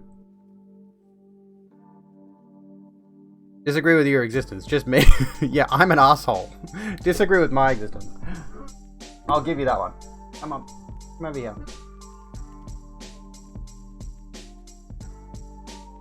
We'll take a break from the fitness talk for a second and the bigots for a moment, so that you can be my thumbnail. Woo. Nya. I'm gonna eat your hand. No, I'm not. Jesus Christ, don't flinch. You got a new collar. He has a new collar. Look at his pretty collar. It's got rhinestones on it. He needs a little name tag though. I got him a name tag a while back, but it was a Oh, okay. You're gonna gag? Get off me then. Off you fuck. Cat. Hello, nondescript midnight. How you doing? He had a name tag, but I'm pretty sure it was a dog name tag. It was a little tuxedo thing, but it was a really like thick, chunky metal piece. And I think if I get him a new name tag, I need to get him a really thin, light metal, like a thin piece of metal, because yeah, the chunky one was really heavy, and I think he was dragging his neck a little bit. You like everyone unless they do something bad to you personally. That's it, yeah. And I am, even then, Swamp, even then, if someone does something bad to me, I'll dislike them for it.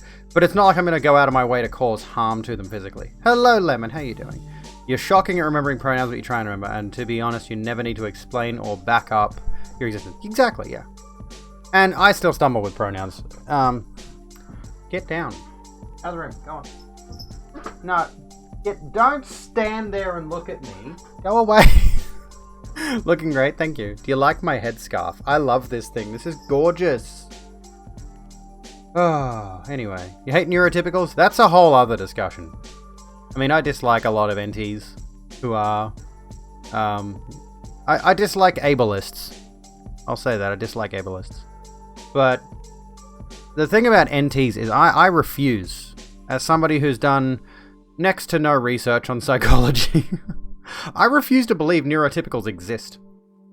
I think there are people who fit into the social zeitgeist. Is that the word? That's probably not... Hang on, let me... What's the definition of zeitgeist? The defining spirit or mood of a particular period of history as shown by the ideas and beliefs of the time. Kind of fits. The social paradigm. Alright? I think there are people who slot very nicely into the norm, but I don't believe, I just simply refuse to believe there is any such thing as a normal person neurologically. There's far too many variances in the way that our brains work for me to believe that. I mean, yeah, perhaps people who are just simply high functioning in general, not even autistic, just people who are high functioning in general. That's a thing I was going to switch to. Should we switch to that?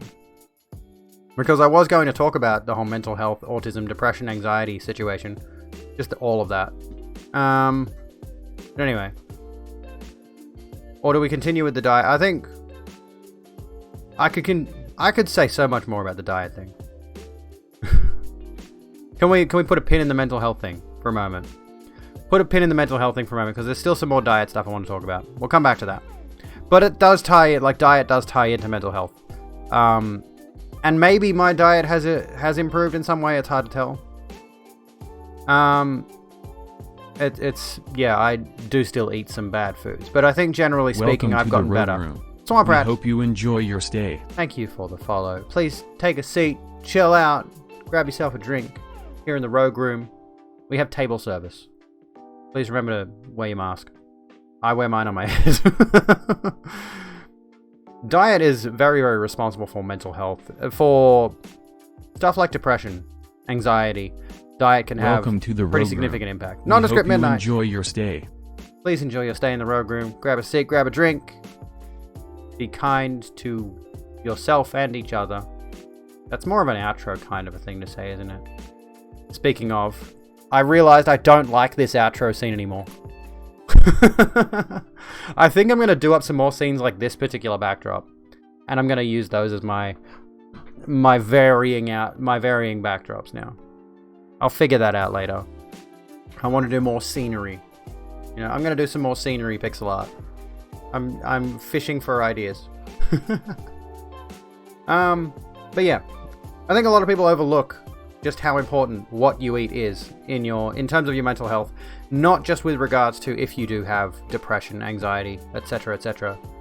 If you have other issues that can be influenced by the nutritional intake you have. If you have bad nutritional intake, that obviously does definitely have an impact on your mental health. But there are mental health issues that are either significantly worsened or not at all affected, of course. If you have something significant like... What's a good example? You have a significant mental illness, one that affects you in such a way that it renders you unable to work or something. And this is, like I said, we're going to go into the mental health thing. But if you have something severe that prevents you from being effectively able to pass as neurotypical, I suppose, then your diet's not going to change that. You know, you can't do the Michaela Peterson thing and just start eating an all-steak diet to cure autism. That's not going to work. That's not how that works. But if you do have depression, there is... and if you do have anxiety, and if you do have other not social, but there is definitely a lot of science to suggest that changing what you're eating to a healthier diet, more fruits, more vegetables, more lean meats, that can have a positive impact. But the unfortunate reality of the situation, even though a friend of mine said to me that they have effectively cured their depression, the sad reality is, as far as we know, there is no cure. There are treatments, but there's no cure. And the majority of the treatments I have tried over the years, and again, I feel better than I've ever felt psychologically. We'll switch this over now. We might as well just like segue. Might as well just segue over to mental health. What was I saying? I've lost my train of thought now. Even though I feel better than I've ever felt, as far as we know, scientifically, there is no actual cure for depression. And the majority of the medications I have tried over the years have been... Is that music playing? No, it's just stopped. The majority of the medications I have tried, what they did to me, and what I think they do to a lot of other people, is rather than bring your moods up, they dull your moods to like a neutral level. So if you're having severe depressive tendencies and you're down here, it'll bring you up to a neutral level, but you'll be basically mood empty. You won't have any real feelings, but you'll be able to be productive, and that's kind of a huge... Welcome sociological to the Rogue issue. Room. Dubes, We hope you enjoy your stay. thank you so kindly for the follow. Welcome to the Rogue Room. Grab yourself a drink, have a seat, wear your mask, stay COVID safe. Scan in at the door. We got a little QR code. Has your experience with sodium valproate? Bipolar can do that, or schism, spectrum disorders. Yeah. Doing amazing work. Oh, thank you. Hello, Jeffrey. How you doing? We love trans streamers. Are you all, both of you, Stephanie, Nondescript? Are you both streamers? I'll follow them. Yeah, like if you are, I don't usually like, fuck, that started playing. I don't usually like self-promo-y kind of stuff specifically. But, I mean, just casually mentioning you're a streamer is fine. I'm looking for more trans streamers that I can harass with my raids and stuff like that. So if y'all know some cool trans streamers who are live around 9 PM Australian Eastern Daylight Time, hit me up. Why do I look Amish? I do a little bit. I got a bit of a trad wife thing going on right now. And because I'm genuinely liking this look though. Unironically like this look. It's weird, because this is like the exact opposite of the kind of person I am. Hello, Astro Games, how you doing? Name is Rogue Bitch. I'll raid Rogue Bitch after I end my stream tonight. No, you're not self-promoting. I know, I mean, I've had people come in the past. It's been a while, but I have had people come in the past where they're literally just like, all they talk about is their own stream and nothing else. That's what that self-promo rule is for. But I am genuinely looking for more friendly trans streamers to raid and hang out in their streams and things like that. How's my day? My day's been good. My day's been very good. You were streaming Terraria last. Nice.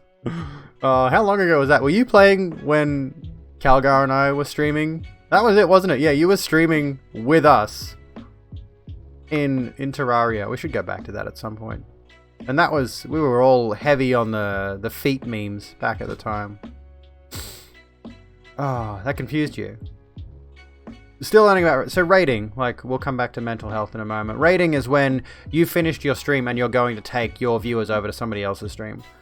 I try to do it every stream, but the tricky thing is...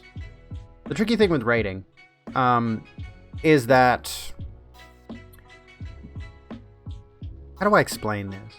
It's like if you've got a lot of viewers and you take them over to somebody else's stream, and I mean a lot of viewers, doing a big hype moment drop of like hundreds of viewers on somebody else doesn't do anything, sadly. Hello, Broken, how you doing? That was in 2019. Jesus Christ, that's literally 2 years ago now. I started streaming in 2018. I'm coming up on... Yeah, was it 2018? I'm coming up on 3 years. Good lord. I'm doing good. My gut's making noises. ASMR. What's going on? Alright. Come back to mental health. Let's come back to mental health. So yeah, well, hang on. We'll go back to mental health in a sec. Rating, yeah, you finish your stream, you take your viewers, you take them over to another person's stream, and everyone goes along and there's a big hype moment, and I really need to organize some kind of raid message when we do it, because every time that we do it now, I don't have one. I haven't got a raid message. But we'll worry about that at the end of the stream. The problem, of course, is, you know, you try to get everyone engaged. You try to get everyone involved in a raid. But sometimes I have noticed in my stream, other people's streams and all of that, there are people who reach the end of the stream. And they're kind of just done with Twitch for the day. So, and it seems to be a pretty significant portion of people who will be like, okay, I'm not going to stick around for the raid. I'm going to leave now because you're ending. And it's like, well, now you're making me look bad. This is the problem I've got. It's like, I want people to stick around for the raids. But I've seen that happen on numerous occasions. Like, the numbers have been good. Numbers have been steady for a while, and then you get to the end and it's like, oh, everyone disappeared because we're raiding now, we're leaving. I'm guilty of it too. I should stick around just for the hype moment. Because it's a nice feeling. When you get a big raid, it's such a good feeling. Because somebody else has said, your audience, or my audience deserves to go and watch you. It's a good moment. It's a good, nice feeling. What team am I on? I'm a big fat lesbian. Does that answer the question? Another streamer you frequent literally... Well, I mean, that's another thing too. It's like, people, if you're ending your stream and someone is watching you and they're a good fan of yours, but then someone else that they watch regularly comes on, yeah, it's understandable. It's understandable. I mean, you could try, of course, to coerce the streamer to raid that person. That's a thing. But that's, yeah, whole set of issues there. So, yeah, I get that, yeah, when you got no energy. Doesn't answer. How does that not answer? You ask what team I'm on. Well, I suppose... He or she... What's an it? A fidget cube is an it. It's an inanimate object. I'm a girl. Oh, actually, on the subject. On that note. It's like starting a game of Pokemon. Are you a boy or a girl? Are you a guy, a gal, or a non-binary pal? Who the hell did that poll? I do not support... Not report poll. I don't want to report it. Hello, Autumn. I do not approve of this fucking Twilight bullshit. Can I report the poll? I do not approve of Twilight in my chat. Literally, who actually did the poll? Are you a boy or a girl? Yes. If you guys do not already... If you folks... We'll use the term folks. I don't like the term guys or dudes. Dude's tricky with me. Dude is tricky with me.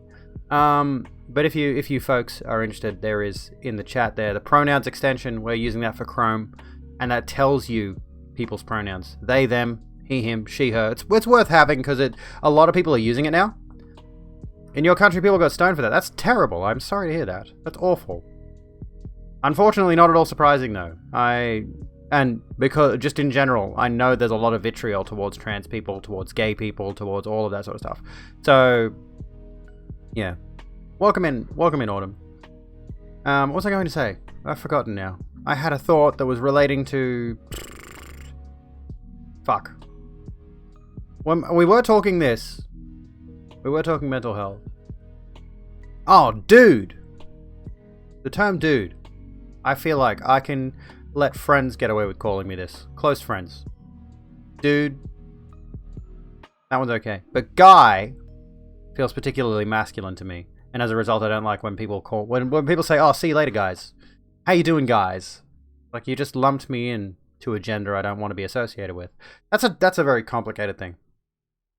Because I know in the English language, a lot of those kinds of words are gender neutral. Especially, like, people like to say California.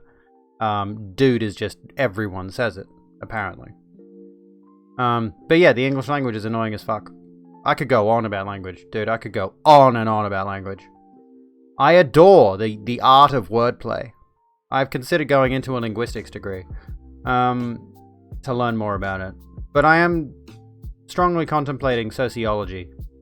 I am considering going into sociology this year, becoming that bitch, going into a sociology degree. At the very least, it might make me eligible for work for some reason. You generally find people are okay with you where you live, and often when you're out or even abroad. I mean, I'm going to say this right now. I'm girl full-time now. I am full-time girl, and if people have a problem with me, they can shut their mouth and keep moving. I don't want to hear it. I don't generally get people saying anything to me at the very least. So there's that. I'm out in dresses all the time, skirts, girly shorts, I guess. What team are you on? Neither, because Twilight's a terrible franchise and the author is a dickhead. I don't know. Whenever you hear I'm That, but you think of a cringe-ass song by Etienne Sin. No, I think of that bloody song by the big girl. Forget what her name is. I don't care. Had a few snarky comments, nothing more than that really. Well, that's still not good, but hey, as long as it doesn't escalate beyond that. As long as it doesn't escalate beyond that. And that's what I'm worried about, generally. I am worried that because trans people are such a discourse right now, I worry that, don't start arguments in my chat. Don't do that shit. Keep it civil. That is in the rules, I think. Keep it civil should be in the rules. Let me see here.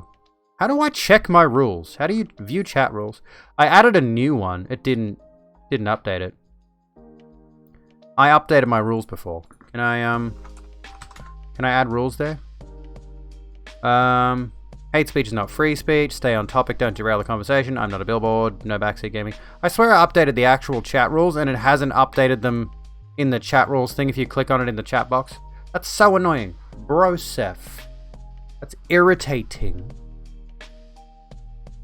Consider that a warning, though. We're not going to start arguments over religion or anything like that. We can have a discussion about religion another stream, but I don't have the time for it today. You support left-hand path religions like Satanism, Luciferianism, Judaism, Buddhism. Left-hand path. But yeah, I don't want to have... I've had this issue in my Discord, unfortunately, of people not being able to keep civility in conversations. I don't want people getting argumentative. Look, I rolled y'all a fat blunt, so you can chill out. Made of... You do not support Trumpism, Magic. No, you don't. Do you find if people say going shopping like lady or madam very nice? Yeah, I've had that. That's good for mental health. I have had, on numerous occasions now, been referred to as a girl by strangers. The last one was the pathologist that I went to. I went to my pathologist appointment like a month month and a bit ago. Two months ago. Fuck me dead. I've been on estrogen for 2 months. Jesus Christ. And I went to my my pathologist appointment wearing a mask, but in pretty girly clothing. And I guess, you know, with my hair down and all of that and what I was wearing, it wasn't like a dress or anything, but it was pretty feminine-ish. Oh, actually, you know what? I think it was just pants and a t-shirt. So pants, t-shirt, hair down, mask on, no makeup. And there's a little old lady sitting, you know, a reasonable distance away because the seats are social distanced because you can't be right next to each other. And the pathologist comes out. I can actually remember the name of the pathologist. I can remember the title now. I know it's a pathologist. I know they're a pathologist. She comes out of the little office, the little clinic. And she goes, "Who's next?" And this little old lady sitting in the next chair down, she points to me and she goes, "I think it's that lady." And that, you have no idea the gender euphoria that hit me in that moment. It was fucking phenomenal. Great. Other than that, though, like shopping in women's clothing shops, all the clerks have been incredibly lovely. Haven't been like gendered or anything by them necessarily, because they don't. I mean, you're talking to me. How often are you going to refer to me as she and her and such? But yeah, shopping in women's clothing shops, they've been so fucking nice. Good mental health shit. This is the importance of pronouns. You know. It helps my mental health, you know. When I got dead named by my grandmother, got misgendered by my grandmother last Sunday, at morning tea. That had such a huge negative impact for the rest of the day. I was in a mood, and that's why we should, you know, try to respect as best we can. Try to respect people's pronouns, people's chosen names, trans people, really anyone. Like, if anyone decides to change their name, and they're not trans, if Steven decides to change his name to Michael, I don't like the name Michael. I've got a negative association with the name Michael. Or Bruce changes his name to Greg. Or Michaela changes her name to Brittany. Whatever. Someone changes their name. You're not going to go out of your way to call them by their previous name to be a spiteful asshole, are you? You shouldn't. Because it's rude, it's unnecessary, it's disrespectful. And we need to break away from this notion that that respect should be earned. And typically, how the fuck am I supposed to earn your respect when you decide what earns your respect? Why can you not just respect the pronouns I have chosen, the name I have chosen, the identity I am? Sorry to go off on this tangent, but there is a level of respect, a bare minimum, that you should offer people. Remember when Snoop Dogg became Snoop Lion? There is a reason he did that. Because he was creating music under a different alias for a different genre. He wasn't doing rap, he was doing something, he was doing like reggae, I think. I believe he was releasing a reggae album, and thus it was Snoop Lion. And that's actually a cool idea, like releasing different musical styles under different aliases. Cool idea, I like it. Trash Boat. Remember Trash Boat? That show was fucking stupid, but great at the same time. Anyway, everyone calls you she, and every time it's like a slap upside the head. It's ridiculous. You should. I'm getting into the habit of calling anyone. I'm getting into the habit of calling anyone whose gender I don't know they. That's becoming my thing now. It's just, you know, I try my best to refer to everyone whose gender pronouns I don't know as they. And it's not that hard. Sometimes I'll refer to people who I know as he or she as they, just because. It's just become a habit. And I think the major one for me was Jim Sterling, who came out as non-binary gender trash, and is taking estrogen. We stan. They are using they, them pronouns. And for the longest time, you know. It's a big change. A lot of people don't want to acknowledge that, but it's a big change. I mean, obviously, I'm a big change from what I used to be. You can't go back and, thankfully, see what I used to be. They are on hormones, yeah. Or at least, I'm assuming so. I don't imagine that Jim would have done, I started taking estrogen, and shoving a pill bottle in their mouth for a gag. I imagine they would have done, like, that was a gag, but I don't imagine they would have done it disingenuously. I don't imagine they would have done it as a throwaway, making fun of people taking hormones. I think it was generally they're being serious. I'm pretty sure that was their announcement. Which is cool. That's cool. Estrogen's nice. It makes me feel good. I like to get high on estrogen. Am I religious? Absolutely not. I am the definition of an atheist. The definition of an agnostic atheist. Well, everyone is agnostic. By your very definition, I hate to break it to you, everyone, but you are agnostic. Whether you want to believe it or not, you are. Let me have a look here really quickly. How long ago was this posted? This particular thing. Oh, hang on. I'll go to their media uploads. That would be where it is. We'll get into the agnosticism thing in a moment. Look at this pretty fucking kilt they got. They got this gorgeous... No, it's not going to work. They got this gorgeous kilt. Look at it. We'll get to agnosticism in a minute. Where is the thing?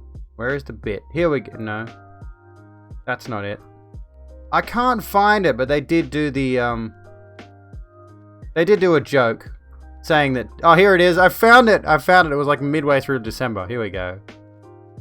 Here we go. So here we go. This thing.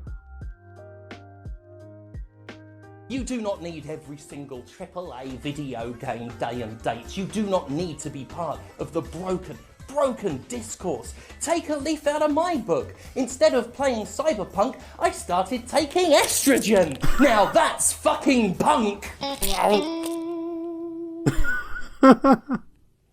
I adore this person with all my soul. Ooh, you do not need every single AAA video game day and phenomenal. date.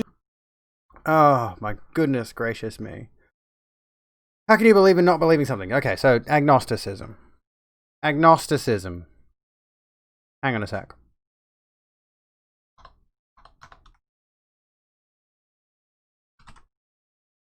Okay. This one I know quite a bit about. I really should. The thing is, you know, I know about this stuff. Oh my fucking god. Hi, Ran. How you doing?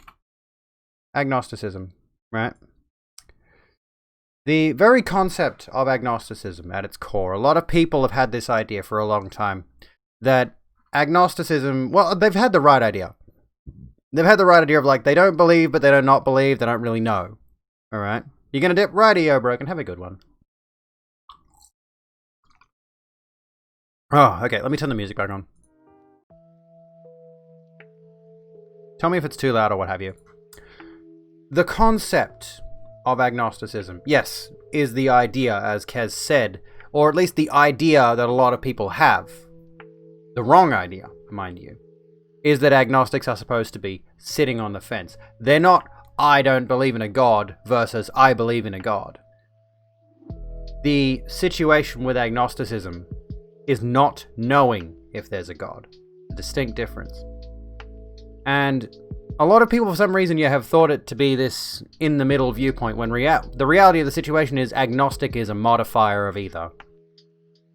And so you can be an agnostic atheist, or you can be an agnostic Muslim, or an agnostic Christian, or an agnostic Jew, an agnostic Buddhist, agnostic Zoroastrian, agnostic Scientologist, most definitely, because Xenu is like the stupidest fucking concept I've ever heard of. But realistically speaking, the opposite of agnosticism is Gnosticism, and the concept of Gnosticism is knowing. Concept of, you know, you can't really be a Gnostic theist, because there is no verifiable way to prove there is a God. There is no verifiable way to prove there is not a God. And as a result, everyone is agnostic. Everyone doesn't know. Or rather, nobody knows.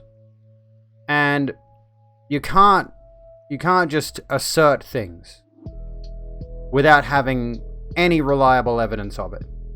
We can't observe a god. We can't observe a god's actions. We can't observe a god's creations. Or we can't assert that the earth was created by a god if we have nothing to... we have no way of knowing that. We can't just take mythology and say this is certain. This is the absolute. Welcome back, Soul Reaper. We're back into heavy topics. We're into religion. We're into religion. I told you we'd come around to this. There is a verifiable way of knowing a god. I'm right here. But yeah, the idea that people have, a lot of people on either side of the discussion, theists versus atheists. You could offer some resources if you like, yeah. I wouldn't mind adding that in there. But yeah, generally speaking, just on the subject of agnosticism, which is, of course, a very contentious topic because there are people on both sides of the spectrum, which is the tricky part, is like religion, belief, like many other things, is not just a bar. There's not just like atheist, theist. There is a spectrum in there of different belief systems, of course. But, my main argument against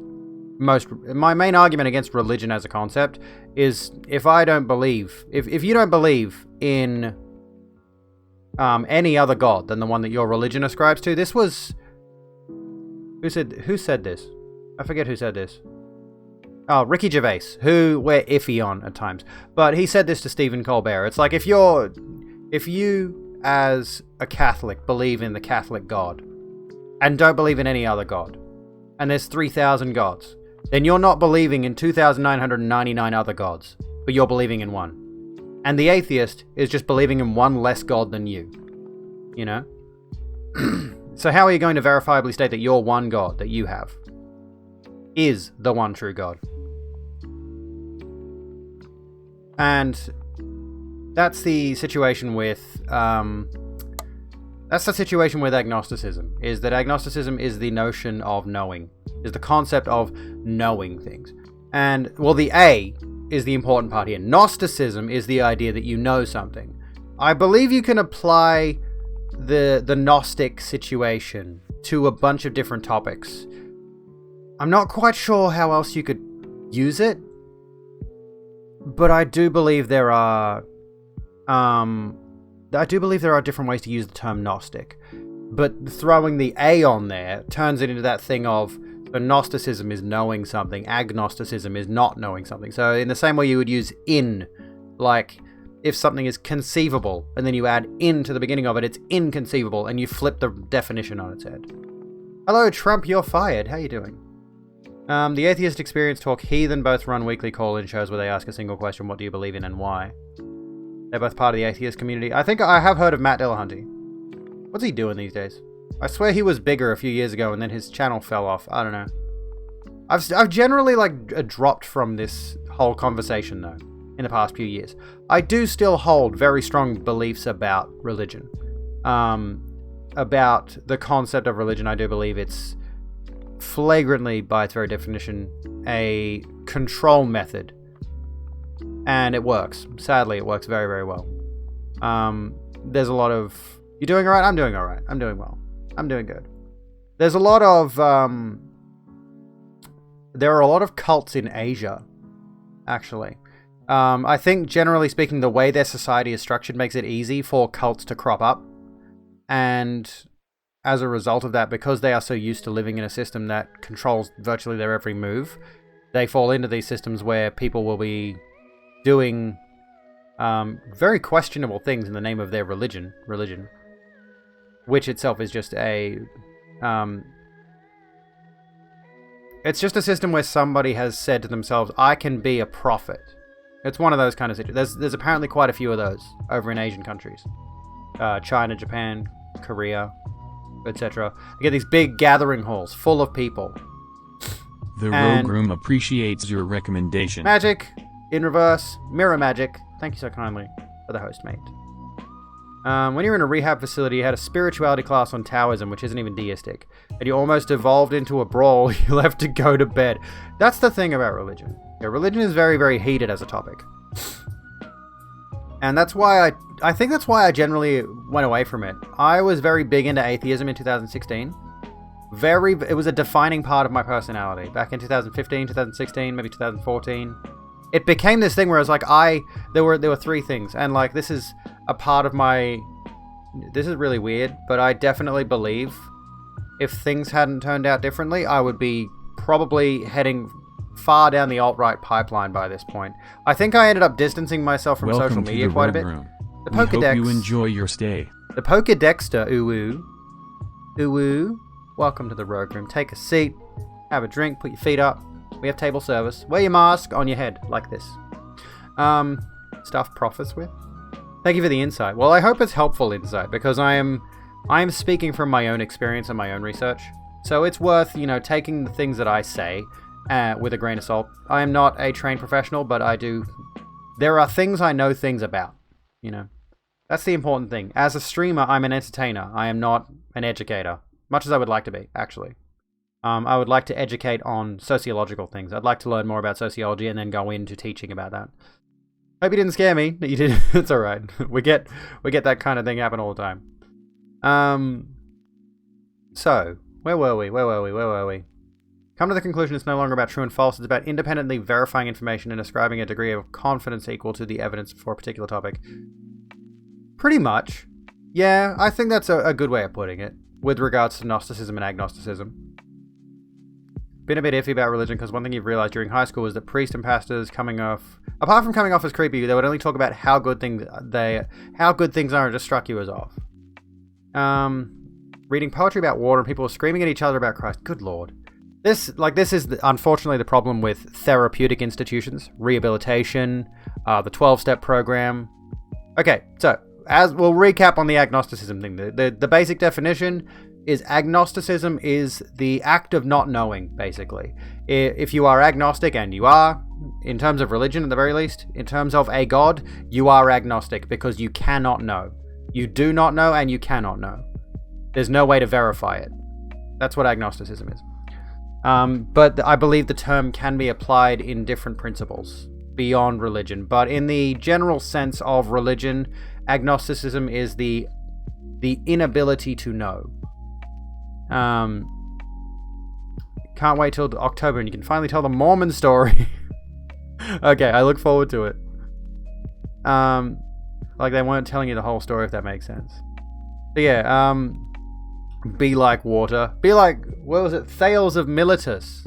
Or Miletus. And his whole thing about everything is water. Thereby we should all be water, like Bruce Lee said. Everything is water. Everything in the universe either needs water or needs to get rid of water to exist. I don't know how true that is. On a philosophical level. The idea of everything is water is interesting. Be water, my friend. Yes, because the concept of Bruce Lee's water philosophy was that water takes the shape of whatever container you put it in. Thereby, it's free-flowing. It's not constricted. So, be like water. Fit into this particular shape. Ow! Just hit my lip with the top of my drink bottle. I need a better drink bottle. You know what I did a while back when I was like super into that whole I'm gonna be a buff macho dude thing? I bought a water bottle that was shaped like a dumbbell, and I thought it'd be cool to take that to the gym. And I drank one drink from it, and it tasted atrocious. There's like some sort of chemical. I washed it several times. Taste didn't go away. There's something in that bottle that I think if I were to routinely drink water out of it, I'd probably develop some kind of thyroid cancer. I just put it away under the kitchen sink, and now it's just like a ornamental piece that nobody ever sees. I need to throw it out. You would say you started as an atheist, then moved on to secular humanist after much thought and discussion. That's the thing, is like atheism, being an atheist, has the definition of don't believe in a god, right? Simple. But it's become so much a political term now. It's become so much an identity thing, where it's like if you identify yourself as an atheist, and I still do, I suppose, but it puts out a certain image now. You know, in the same way that, generally speaking, a lot of people have the notion of what a trans person is. They have an idea in their head of what a trans person is. They have a stereotype. So if you say, I'm trans, they immediately fill in the blanks. They immediately see a picture in their head, and the same with an atheist. If you say, I'm an atheist, let's just say you're in a chat room and you say, I'm an atheist, they immediately have a mental picture in their head of what you are, and all of your ideas, and all of your concepts. And they throw out any argument to the contrary. People are very quick to put others in pigeonholes. But anywho, just drink tea and water. That's a very good way to be. A very good way to be. I like tea. I do like tea. I need to get on drinking more tea. I actually bought a big box of English breakfast tea, which I should get something a little bit nicer than English breakfast. But it's what I got, and it's nice. I may actually get some now, because we've been going for 2 hours. I might take a quick break there. If you would love to support the stream, please be sure to hit that subscribe button. I'm going to leave you with some stream beats. Here's the bar, have a drink, chill out. I'll be back shortly. Don't go away. You lovely, lovely people.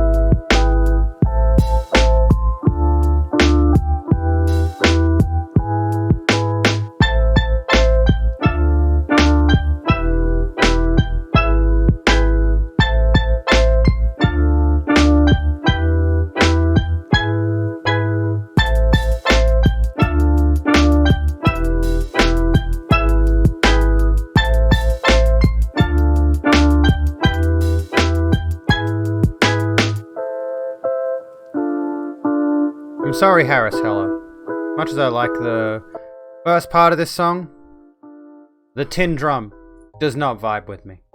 I can't get behind it. I like the rest of that song, but I can't get behind the tin drum. It fucks with me. I don't like it. How you doing? I've just skipped that one. And I've messed up the blanket that sits on my chair. I'm buying myself a fucking chair cushion. Because this shit ain't a vibe anymore. This blanket shit ain't a vibe anymore. How you doing?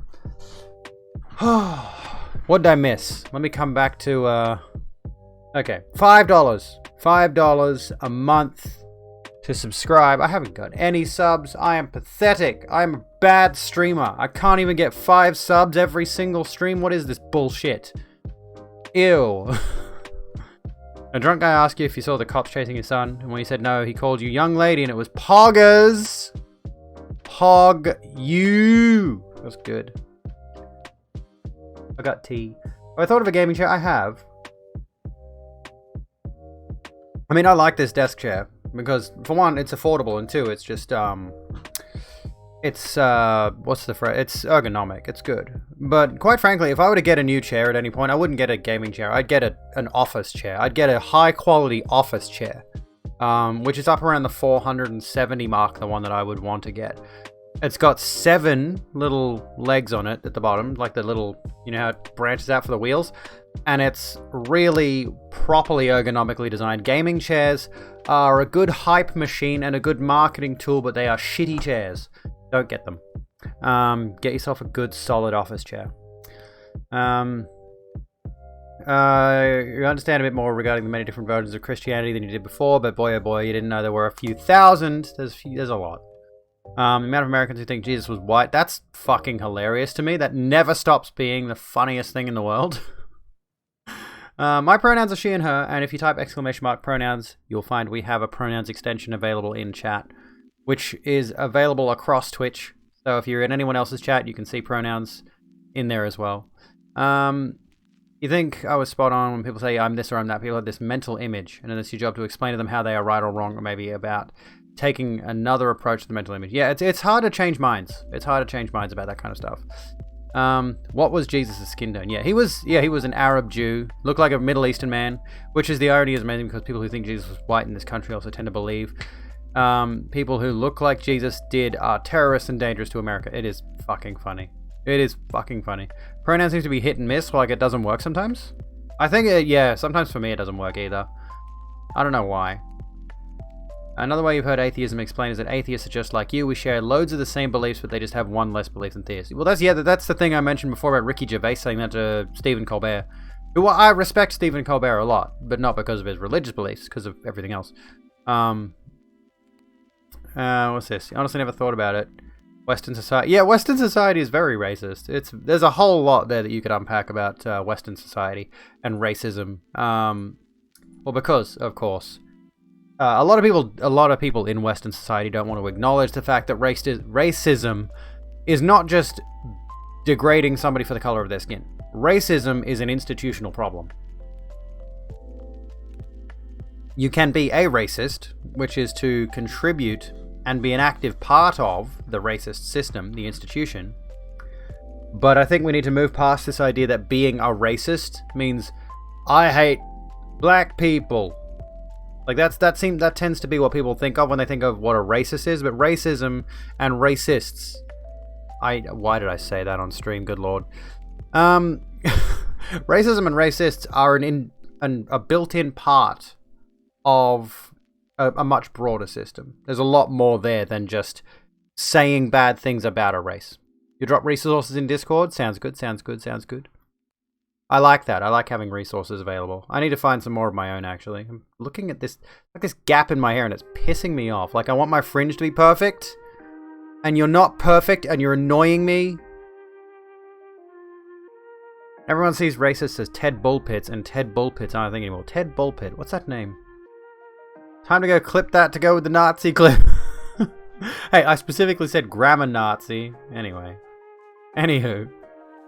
But yeah, the unfortunate thing is, like, racism is far more than just saying bad things about a person's skin tone. Unfortunately. Hello, you lovely cunt, Brimstone. I didn't watch Kingswood Country. I don't watch anything. I don't watch a damn thing. I am the worst with consuming entertainment media. Most of the time, I'm researching things for videos. And I guess I'm going to be taking up guitar again soon. Top cunt. More Aussies, mate. More fucking Aussies. Oh, got a bit of a headache. Why do I have a headache? Saw Django yesterday. Django Unchained. I have seen that. I don't know about Django the original, though. This is the funny thing. That Django Unchained is technically a sequel to a movie released a long time ago called Django. Django.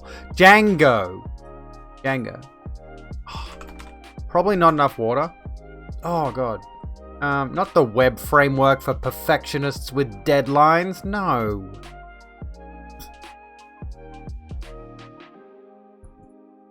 Probably because I spelled it in caps. Django film. There was a film called Django. I think it was in back in the age of westerns. You know, the height of westerns. And as far as I know, Django Unchained is supposed to be... Yeah, here we go. Set in the Old West and antebellum South, it is a highly stylized, heavily revisionist tribute to spaghetti westerns, in particular the 1966 Italian film Django by Sergio Corbucci, whose star Franco Nero has a cameo appearance. There you go. That's what it is. That's what it was. Kez, are you hanging around by any chance? Do you happen to be hanging around by any chance? I have work for you if you would like to not get paid for anything. Anyway, you have a feminine bob, you do have a fringe to start off with, then it gets long and straight. I think I haven't tried straightening yet. Well, check out chat, if you would kindly. Oh, God. I feel like I get tension headaches, right? Ah. And it's usually here. Usually like right behind this eye. Oh my God, is that my way of asking for volunteers? I think it is. Hang on. You strike me as the responsible type, Soul, so there you go. There you go. You now have a sword. I'm still disappointed. I'm still so fucking disappointed that this is, at its core, a gaming platform. And you know what has been the common nomenclature for moderators in gaming going back as far as online gaming has been a thing, as far as moderators on servers have been a thing, the banhammer. And Twitch, in their infinite wisdom, that's sarcasm by the way, made the moderator badge a fucking sword. How do you fuck that up? How do you fuck up the banhammer? Not a sword. I wish I could change that badge. I swear I've seen an alternate badge in someone's chat. And they really should offer us the opportunity, as streamers, to change it. This is nice tea, by the way. This is just English breakfast. I'm very boring. What was I going to say? Should we change it? We're not really on the agnosticism thing anymore, but I don't really have like a specific topic. What can I go to next? Kaz going crazy with the sword. With the Zweihander! I really want to... You know what I'm going to do? Never been a mod before. I generally go by the rule, unless they're being a dipshit. Just ban them if they're being a dipshit. But I generally go by the rule of warn, timeout, ban. And usually that's for people who are being serious. People who are in here and they're like trying to start shit. Or like whatever. But if they're just being a dumb troll, just ban them outright. I don't give a fuck. Like we said before, I don't care if I never see certain usernames in my chat ever again. I don't give a shit. If they literally come here to be a nuisance, get rid of them. Plus 10 Chaos Zweihander. I haven't done a Chaos run in Dark Souls. I feel like I should. But yeah, I do need to I do need to try straightening my hair. I looked at dye boxes today and I was very strongly considering a blonde dye. And I'm like, do I do that? I don't know if I could pull that off.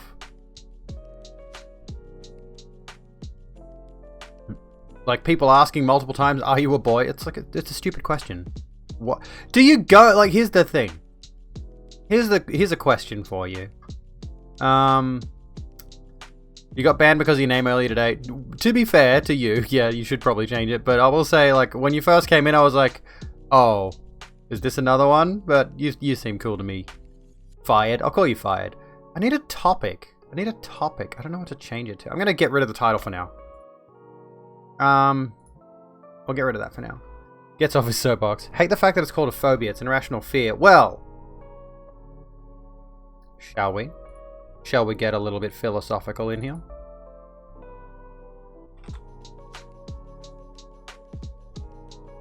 I feel like I need that to be bigger.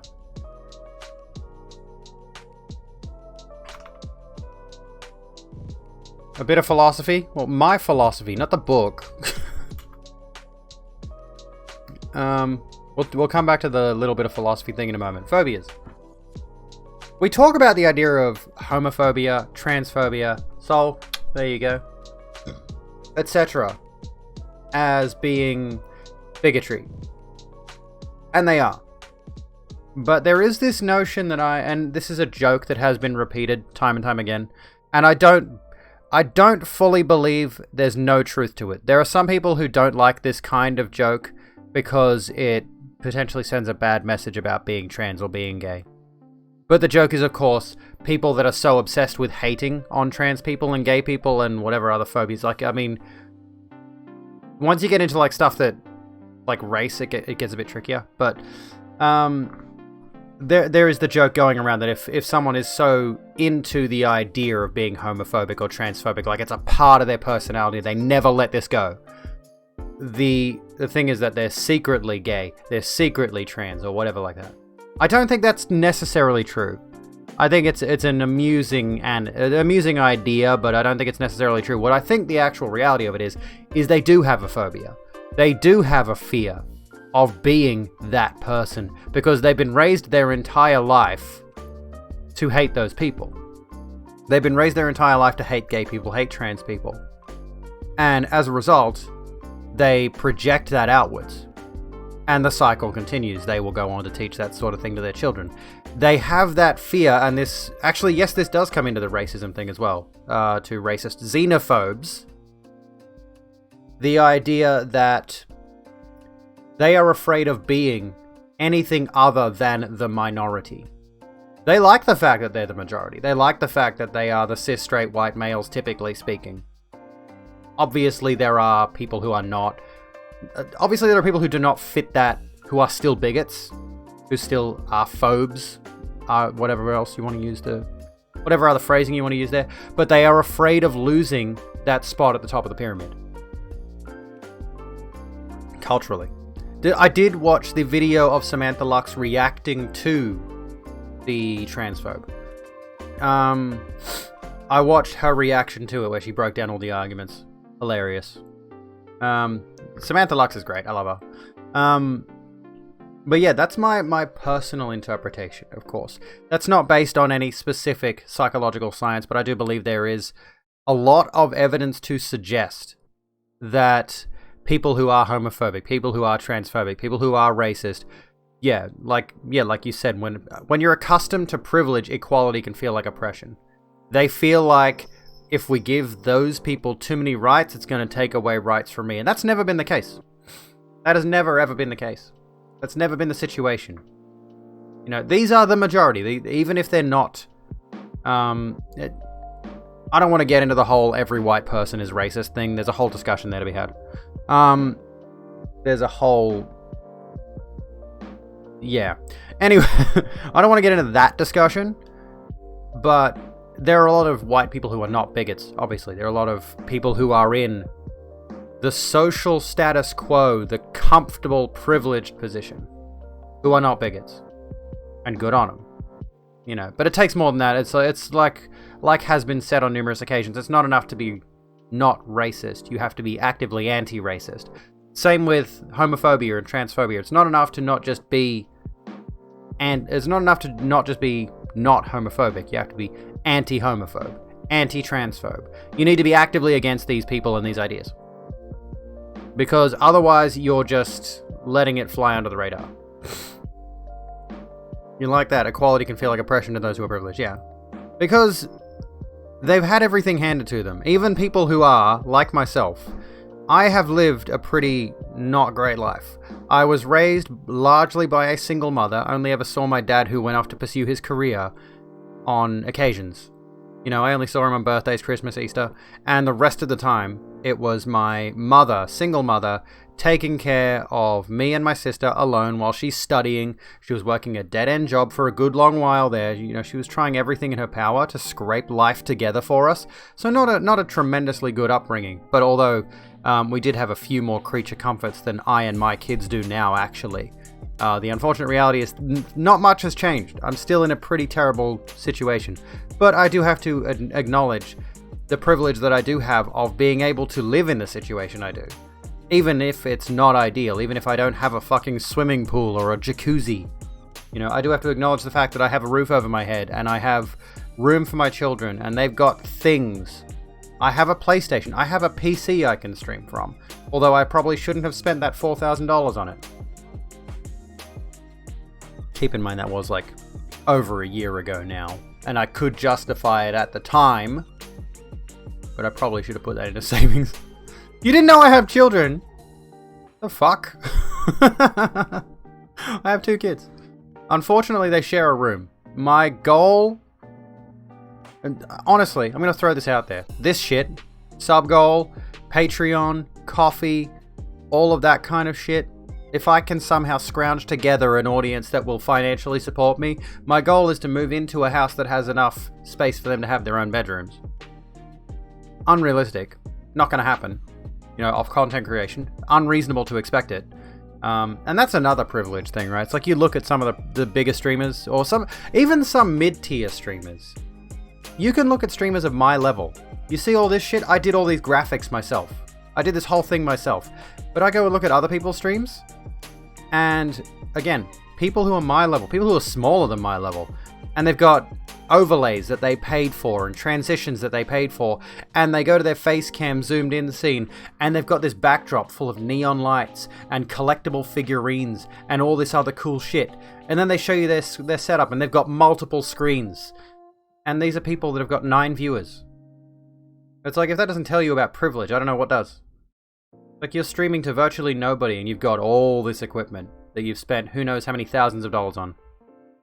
Right? And people who get into that position where they have that much disposable income have got the privilege of being able to, know people that can get them into good jobs. So yeah, they're working. I guarantee you most of these people are working people. They have a day job. But they knew someone. I know no one. I am autistic, anxious, and I don't have any influential friends. The closest I can think of is my dad. Do I stream a lot? I do. I stream... I'm trying something new this month, because I've just come back from a break. But usually it's Sunday, Monday, Tuesday, Wednesday from 6 or 7 p.m. Australian Eastern Daylight Time, and I go till about 9 or 10 p.m. So we're going to be ending in about half an hour's time, actually. But I am going to try, later this week, starting tomorrow, I'm going to try to do tomorrow, Friday, and Saturday as late night streams. So I'll come online, do whatever. I might actually do some gaming streams in the latter half of the week. This is going to sound bad. This is going to sound really bad. I'm tempted to do a hardcore Minecraft run. Don't hate me. But anyway, what was I going to say? Yeah, there is the distinct privilege. Like and this is the thing that we're not even on phobias anymore. We're on privilege now. Cat, can you please get the fuck out from behind my computer? Good lord. He needs to not do that. Nothing wrong with Minecraft. Minecraft is good. There we go. Privilege. Yeah. This is what a this is one thing that I've always thought and I've always known, and I'm fully aware of it. 2 children and a fur baby. I am a furry. I'm legitimately looking at some of those cat ears because they look cozy as fuck. Look at these. Okay, just bear with me for a second. We'll come back to privilege in a second. Okay, first of all, my personal details aren't on the screen? Okay. First of all, Uwu. They're cute. Shut up. And look at this baby. Look at him! Look at him! I need it. I'm so buying that the moment I can. I need it! And if I can, I'll get rid of my fucking green screen and I'll set him on a shelf over here with my Sekiro stuff, my Dark Souls stuff. I'll put him over there and we'll get rid of the green screen. You can look at him. Or I'll just have him sitting here on my desk and I'll pick him up. It's like, look. He's like that big, I think. He's like not very tall. It's adorable! I need it! Privilege. Let's talk about privilege. You've always wanted a tail. Tails are cute too. Just make sure you get the one that's like a belt, not the one that has the plug. I mean, to each their own, but you know. When you went to Japan for a holiday, found some brainwave cat ears where you clip it to your ear and it's motorized. That's so cool. I saw an ad on Facebook recently, which, like, you know the focus that Aloy wears in Horizon Zero Dawn, the little triangle thing? There was something, like, vaguely similar thematically. It was just, like, these pieces of geometric metal, and it's just, like, a little clip that you hang on your ear, and it's so dumb, but I love it. I'm like, I kind of want to get one of those, because it's just this stupid cyberpunk aesthetic thing. Let's face the reality here. On the subject of privilege, we live in the cyberpunk future, but we don't have any of the cool robot arms. Okay, we literally are like 5 years out from Cyberpunk 2077. Except the reality of the situation is we're going to be taking slaves to Mars instead. That's what's going to happen. Things that you owned before you got made redundant with your 19 years of hard work. You bought a new TV and an Xbox Series X. Fuck yeah. How you liking the Xbox? How you liking the Xbox? I got a new TV off my dad. That's a privilege. Yeah, Cyberpunk 2020 is the original setting, isn't it? But yeah, there's a privilege for you. I have a PS4. I have a gaming PC. I have a TV my dad bought me. I have a Google Home that my dad gave me for Christmas, which I have now linked up to my smart lights so I can yell at a tablet in my kitchen and say, turn the living room blue, and it'll do it. Meanwhile, there are children over in Africa who have to run 3 kilometers to the well to get water for their family to take back home so they can boil it to make soup or something. I don't know. And that's the problem. That's one of the major problems. And that's kind of why I am in a similar vein, not really necessarily with regards to the kids in Africa thing, but one of the reasons I'm considering going vegan, although that doesn't really help either. The problem is, like, everything is tied in to an awful moral code that we have fostered as a result of this capitalistic nightmare we live in. Even if you go vegan, there are still more than likely slaves involved in the collection of the ingredients for the vegan food you would consume. You know what I mean? So even, you know, trying to save the animals who have no choice in their fate, you're just swapping to another evil. There's a reason so many people are willfully ignorant. There's a reason so many people just don't care. There's a reason so many people will watch folks like Isaac Butterfield and he'll go, haha, fuck vegans, and they'll laugh at it. There's a reason he's got 1.5 million followers, because they don't care. Because they absolve themselves of responsibility. They absolve themselves of privilege. They act like they don't give a shit. They do not give a shit. They act like none of it's their fault, because it's realistically, it is the fault of people far bigger than us. Even after the pandemic, it's going to be sometime. Oh yeah. And the pandemic's not going away anytime soon. And unless you have the money, you're also a slave to fate. Yeah, exactly. We're a slave to things beyond our control. The concept of fate is interesting. The concept of our destiny is interesting. Because that's another thing, again, that I'm like agnostic towards. Is like, we can't necessarily say that everything in our lives is true, first of all. There's a lot to talk about regarding our perception of the world around us. And there's also the notion that perhaps everything that we are going to do... What if we're living through a history book right now? I mean, we are, realistically. We're living through a future history book right now with the Capitol Hill thing, right? But like, what if all the events we're going through right now have already happened? And we have no actual choice. I bought this thing today with a gift card my dad gave me for Christmas. So, did my dad have a choice in actually buying me that gift card? Or was that predetermined and thus led to me buying this with it? I just shook my camera. Sorry. Some of the concepts and ideas we're talking about, the Matrix went through these briefly. True. But it's very, very philosophical. It's very, very conceptual. That's the thing, is like, we can say these things, but we can't verify them. We can't say that either A, we do have choice, or B, we don't. There's really no way to define one way or the other. All we can do is infer that we have choice, because we make choices all the time. You make the choice to drive to the petrol station and fill your car up. You make the choice to make a coffee in the morning. You make the choice to beat your cat on stream and get banned from Twitch.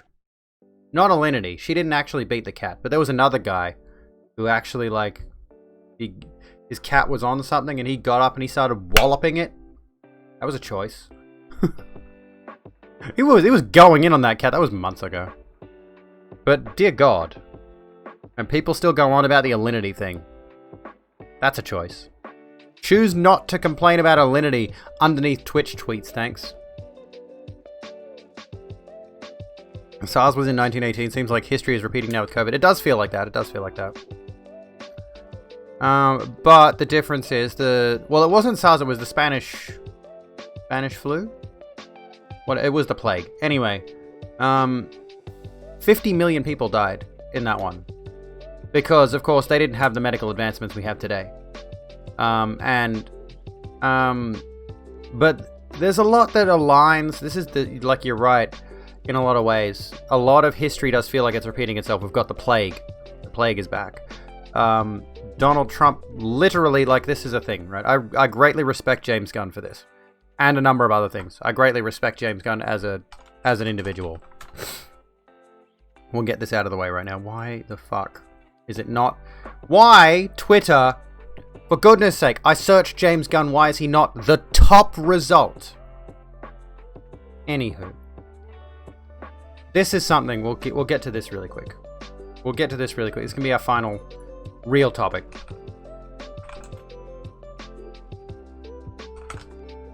Power of Words. Not the Power of Love by Huey Lewis and the News. That's a good song, but no.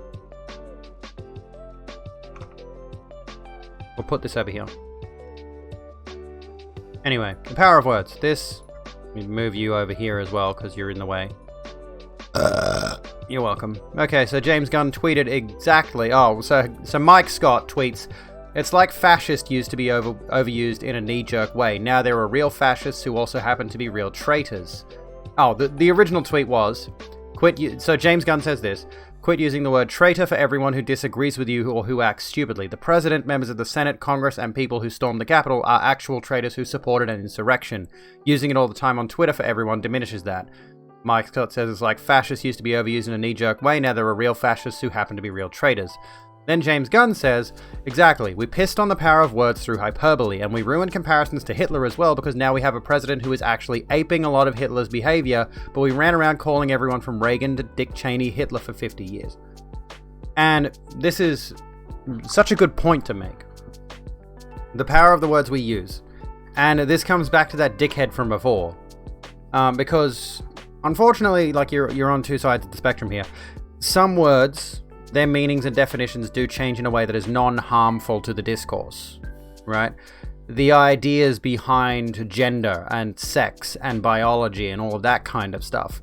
Those ideas can change and shift without really harming anyone, unless you decide to cling so ardently to the old definitions.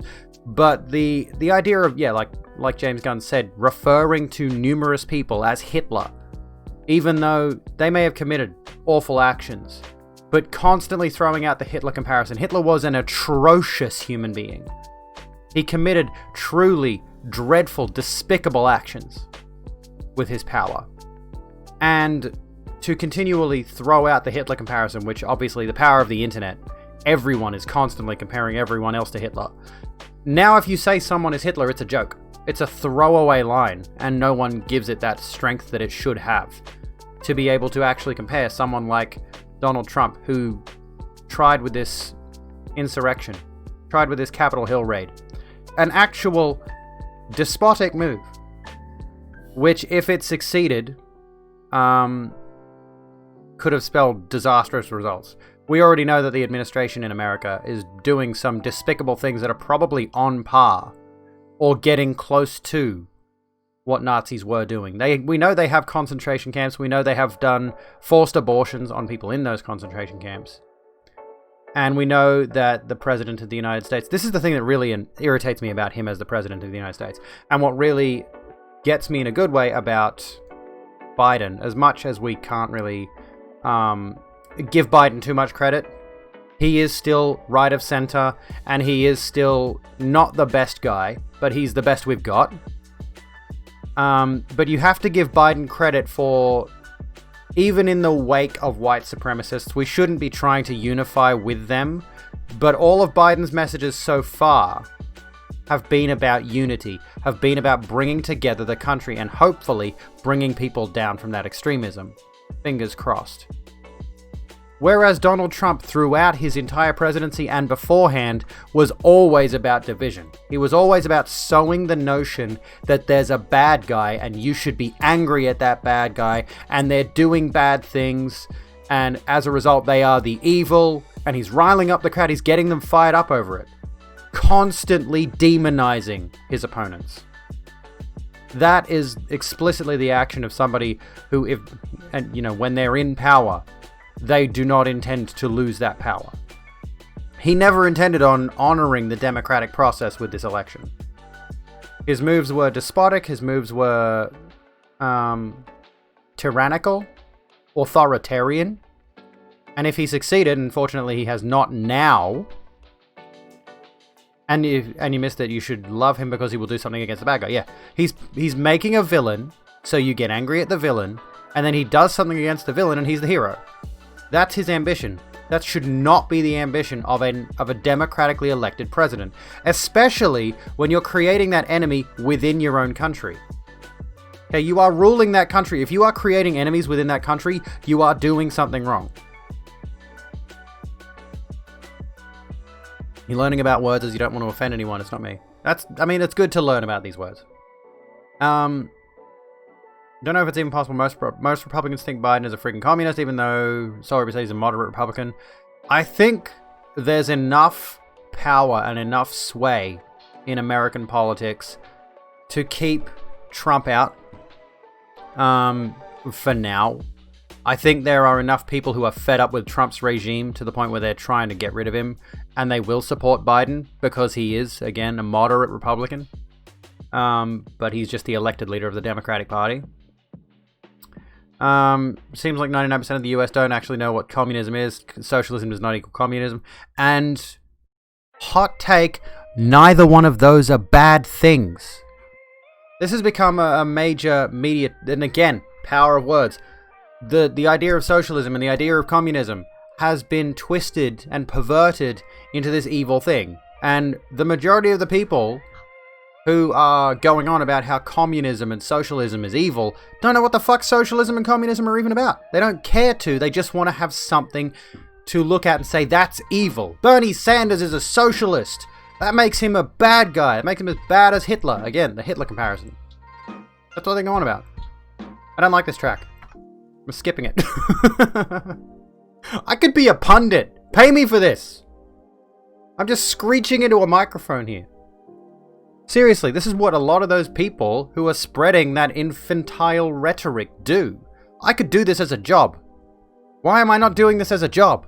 Somebody pay me for this. I'm good at this shit. Seriously, give me some notes on a screen. Give me an afternoon to do some research. Pay me. Fucking pay me. Good lord, I deserve it. I'm good at this shit. This is confidence. I'm becoming better at this whole notion. This whole concept. Presentation. I deserve to do this professionally. Anyways, as we were saying, there was a point I was leading into with the Biden thing, and I've forgotten what the fuck it is. Hang on, it's a straw man in a political sense. I think Biden's presidency is going to be spent repairing the damage Trump did, who was mostly anti-Obama. Yeah. 99% of the US don't actually... Yeah, we did that one. Biden that most Republicans have in their head is 100 times cooler than the Biden we have in reality. Yeah, true. If it was actually the Biden that the Republicans were fearing, that could spell a good thing for the entire world. But unfortunately, I don't think it will. I feel like, with any luck, this will be a transitional presidency, and the next president will be far more left. Fingers crossed. But you've got to change hearts and minds first. You've got to convince people that going further left is the good thing. You've got to convince people that progressivism is the good thing. And that's going to be very hard to do. This is the point I was going to make. If there are no consequences for the Capitol Hill raid, and I mean serious consequences, I mean Trump at least going to prison for inciting this, and everyone that supported him going to prison for inciting this. They've already started, like, social media has started shutting down all these Nazi social media accounts, which is a good thing. I'm going to throw that out there. Yeah, big tech silencing people. Pretty bad. Nazis inciting violence across social media and getting that message to more people. That's worse. Shut them down. Shut them up. I don't want to hear from them. I don't want them existing on social media. I don't want them to have any sort of influence. I don't want their ideas out there. Shut them up. Okay? We're not going to get into the semantics of free speech right now. Shut them up. They don't need a platform. Fascists do not deserve a platform. Okay? I feel like this whole stream could be some fucking spicy YouTube content. If only I feel like I need to get rid of the titles because we get into topics that are not related to the power of words and stuff like that. But anywho, we'll come back around to that. But yeah, the thing about... And we'll come to the reports. There's going to be more violence on the 16th or the 17th, I forget which it was, and on the inauguration day. Could potentially be worse than Capitol Hill. A failed insurrection, if there are not enough consequences, not just putting Trump in prison, not just silencing Nazis on social media. If they don't put these people in jail, all of these people who are involved in this, if they don't shut down their movement now and completely break it down, completely dissolve it into the ether, then Capitol Hill was a practice run. And the next time, it's going to be worse. And the time after that, it's going to be worse, and they'll keep going until they succeed. As a result, they really, really, really need to shut this down now. They need to make sure there are hard, solid consequences now. Because there are white supremacists here in Australia. There are white supremacists over in the UK. There are white supremacists in other countries that are influenced by America. And if those white supremacists get it into their head, and believe me, I'm already fearing it because the acting president said the notorious dog whistle today or yesterday, all lives matter. The acting Prime Minister of Australia said all lives matter, which is explicitly a white supremacist dog whistle. If they manage to gain any serious foothold and keep pushing this, it's going to spell fascistic things on a worldwide level. It's going to spell a serious fall for democracy. And I do not want that. I do not want to live in a world where I might be tracked down and beaten and dragged out of my house and killed in the street because of these maniacs who cannot fathom a world in which everyone gets to live peacefully and freely and equally. That's my thoughts on that. Hope that wasn't too heavy for you. The power of words. Oh, excuse me. Will not be held accountable for crimes he committed during his presidency, but he will be sure held accountable for past crimes. Hopefully. Hopefully. Isn't he causing another constitutional crisis by wanting to give himself a presidential pardon? He should not be allowed to do that. Are we sure he's allowed to do that? I feel like he can't do that. So what did I miss? I need to bring that conversation in chat back to the topic at hand. What was the topic at hand? The words. They already do have control of Australia. The libs due to the protection racket of the Murdoch media strut around like they own the place. Yes, exactly. Quite an insight. Yeah. I'm pretty Antifa. I need an Antifa symbol somewhere on this stream. Antifa symbol, communist symbol. I'm just going to start slapping stickers on my background here. Trans pride. I'll throw it all up there. It's a night sky, but I'm just going to start slapping pixel art stickers on there of a hammer and sickle. I should do that, actually. There's an idea. Monarch Vale, how you doing? Welcome in. The power of words. Let's go back to the power of words. And the power of, like, how those words, Our Pride, Soviet Anthem, better than BioWare's Anthem. If we go back to the power of words, like, the reason that the Capitol Hill thing happened was because those specific people, those groups of people, were... What's the phrase I'm looking for here? We're going out of their way to... trying to think. Those specific groups of people were led by, again, the power of words. Those specific people were led to fear ideas that are not real. Ideas that were conjured up by their favorite pundits. Ideas that were conjured up by their president. They used the power of their language. The power of changing definitions of things. The power of inciting... The idea they put into their head was that, you know, the white superiority, the privilege that they become accustomed to. By the way, to have the money to fly out to Washington, D.C. and to get kitted out like all those people were. These people are not, and there are a lot of poor Republican voters. These people were the most privileged Republican Trump voters you could possibly find. These people all had tons of money, tons of privilege, tons of power. And they're afraid of losing it in favor of well, their fear was, of course, again, the election was stolen. And they believed the election was stolen because Trump told them that it was. Trump led them to believe it was, based on nothing. Using just his words. Using just his ideas. There is no reason to believe, by any stretch of the imagination, there's no evidence to suggest. Beardly, hello, how you doing, lovely? What's going on? We're very heavy into fascism talk. You've never seen me live. I'm live now. There we go. This is a pretty usual time for me. How have you been? What have you been up to? How's the Seven Seas? How's the sailing the Seven Seas going? If you repeat an idea long enough, people start to question and believe it. Exactly. So, again, I'm trying to keep it in this ballpark. The power of words. Trying to keep, like, the idea of what we're talking about in the power of words ballpark. Of the way people use their words to influence others. Usually napping. I could go and nap, honestly. I was really considering going on Twitter and just going like, guys, I'm tired. I'm going to have a nap. Instead, I powered through it, put my makeup on. We're here now. Just vibing to the music. The music's good. Music's good. I have to give props to Harris Heller for this track. I need to get some more copyright-free music that I can play in the background. Because, you know, after a while, you start to hear the same few Stream Beats tracks. And that gets a bit dull. But I am actually using some Stream Beats in my new video. And it works quite well with it. A lot of the lo-fi beats are really good for background music. Could be educational. You really struggle with the current event. Oh, excuse me. I spat on my microphone. I'm really bad. I abuse the shit out of my microphone. I punch it all the time. I spit on it. Ew.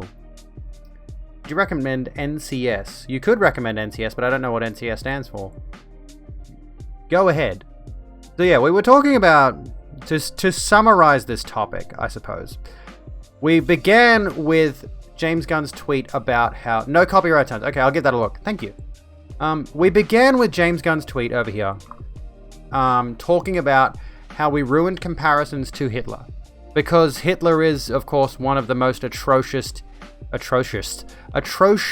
human beings in modern history, in the past 100 years odd, right? He did some of the worst... He led some of the worst actions in modern history. And yes, you're absolutely right, Monarch. What Trump did is exactly what Hitler and Mussolini did to take power. Is start an insurrection. Is incite the people and try to get them riled up. And the thing that scares me, right, the thing that gets me about all this whole thing, is that there was a failed coup attempt in Nazi Germany in 1923, I believe it was. And in 1939, Hitler came to power. Or 1938. Something like that. He had an original attempt, and it failed.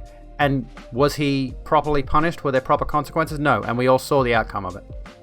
We are taught the outcome of Nazi Germany. We are taught the outcome of the Hitler regime in primary school. I think. I'm fairly certain. I'm not sure. I learned about it pretty young, though. I think it was like year 5, year 6. Trump dehumanized people over and over. Exactly. So, again, that power of words. Turning other citizens of the United States into enemies. Turning other people, your neighbors. Turning those people that you commonly see on your walk to the corner store. People that you see walking their dogs, people that you interact with at the supermarket. Well, it's a bit trickier nowadays because of all the pandemic and the lockdowns and the masks and all that sort of stuff. Less interaction. Please stay at least 1.5 arm lengths or 2 arm lengths away from me at all times. Thank you. Just in general, not related to the pandemic, stay away from me. But he turned those groups of people into enemies. And it wasn't just specifically, it wasn't directly the gays, the trans, the blacks, the Mexicans. Oh, there was the Mexicans, of course. He did go in on the Mexicans pretty hard. But generally speaking, Trump focused very heavily on political opponents during his administration. A lot of his rhetoric was against political opponents, political ideas, people he didn't like who had differing beliefs to him. And that's where it starts. You know, you start targeting their differing political opinions and you radicalize people against their differing political opinions. And then from there, you skew into the reason those people are politically motivated is because they are the gays, because they are the blacks, because they are the Jews. You know, they are the transes. You start saying that the reason that they are, you use the power of words. Keep that relevant. Use the power of your speech. To the whataboutisms. Yeah, there you go. There's a good one. So that's, and yeah, this is why we're worried. This is why we're scared. This is why we're scared, Gorge. And I wish we wouldn't have to be. It'd be nice if we didn't have to be. But the events of the past week odd, the events of the past few months, the events of the past few years, have been this slippery descent into it. And the sad thing is, like myself, until I actually got invested in this kind of stuff, I didn't know any of it was going on. I was out of the loop with regards to the Trump situation, with regards to the things he was saying, until the last 2 years or so. Probably even the last 1 year and a bit. I was out of the loop entirely, and a lot of people would be. Even if this is now international news. Why the fuck is Belle Delphine trending again on Twitter? Speaking of news. Anywho. It's very much a factor in Breitbart News and those of Alan Jones style broadcasting, yeah. See, I've dipped in and out of politics over the years, but now I feel specifically invested in it. And I want to pay attention, and I want to learn more, and I want to understand everything that's going on, and I want to understand what is going wrong and how we can fix it, and I want to understand how we can come back from this. Taking a big step towards that style in their opinion segments. Oh god. Am I going to have to watch some Fox News on stream next? You know how to fix politics? Smudge is a nice name for a cat. He is a nice cat. But when he's not crawling all over shit that he shouldn't be, he's a nice... Give everyone shrooms. He's a lovely cat. Wasn't old enough to vote when Trump was elected, but you're definitely old enough now to vote him out. Good. Good. Vote him out. Says here has been an eye-opener to some of the shit that has been casually accepted. Hate to sound like I'm being... Yeah, no, you're right. You're right. It has been a very eye-opening year. We've learned a lot, I think. And I think a lot of the reason why we've let it slip under the radar so much is not necessarily that, like, I think some people are going to be willing to blame the left or whatever, and ContraPoints made a good video on why you should vote for Biden. Like, I mean, the vote's done. It's over. But before that, she made a good video about why you should vote for Biden, not as a vote for Biden, but a vote against Trump, right? And I think, yeah, there was a lot of the situation of people were dismissing a lot of what the left was saying. People were dismissing a lot of important issues on the right even, simply because they were more obsessed with minor issues that had no real effect on things. or they were simply just ignoring the whole thing. There was nothing that was really getting to them. And it slowly built up, it slowly simmered to a boil, and it boiled over on the 7th of January. Was it the 7th or the 8th? I forget. It boiled over at Capitol Hill, and we saw... And there's been stuff happening elsewhere in the country. The 6th. Fuck, it's confusing. Time is moving too quickly or too slowly, I can't tell which. The alt-right figurehead Steve Bannon made a trap for gamers to be pipelined straight into the alt-right. It's from a guy. Yeah. There are a lot of memes. There are a lot of memes going around right now saying that the situation with Gamergate directly led to the foundation of the alt-right. And again, that's where ContraPoints came from. She started as a commentator on the Gamergate situation, trying to educate us on that whole scenario, and look where that got us. Anywho, touching your point, a lot of people saying they didn't vote for Biden because of his policies or he's a nice person. They voted for him because they wanted anything other than Trump, which is what they should have done. I feel like, obviously, in terms of Biden, in terms of Democrats, I feel like it would have been a hard task to have anybody who could have been worse than Trump. It would have been a very difficult task. The unfortunate reality is Trump is not a politician. He never has been. Hydrate, thank you, Fox. By the way, welcome back from work. Oh, the vote to impeach is only hours away. How do I find that? God, you're gonna make me stream even longer to watch that. I'll read about it tomorrow. When I'm at the gym. When I'm on the bike. Using my privilege. Using my white privilege to go to the gym where they don't know I'm a tran. Oh, ew. I'll click on it. You should, realistically speaking, even as someone who knows the power of words. Keep using that phrase because it's relevant. As someone who knows the power of words, I can look at a source like news.com.au, Fox run, Murdoch run, and I can see through their bullshit. Even if they want to try to manipulate things. Let's have a look here. Trump's billions at risk, president's massive fortune under attack. Fuck him, good. I can't see it on here. Let me go to... World? Would it be World News? Woman, womb raider, executed in US. Lisa Montgomery, who killed a pregnant dog breeder to steal her baby, is the first female inmate executed by federal authorities in almost 70 years. That's fun news, isn't it? God, that is fucking grim. Jesus Christ. Thanks, news.com.au. So what is it? The impeachment... Vote to impeach. Here we go. Fifth Republican turns on Trump ahead of impeachment with just hours until the vote to impeach him. This was at 8:15 today, so just under 45 minutes ago. Don't start playing the video, you fuckwit. With just hours until the vote to impeach him, another Republican has split ranks, renouncing outgoing President Donald Trump and turning their back on him. Republican Representative Jamie Herrera Bueller. Let me turn this off for a sec. Get rid of that.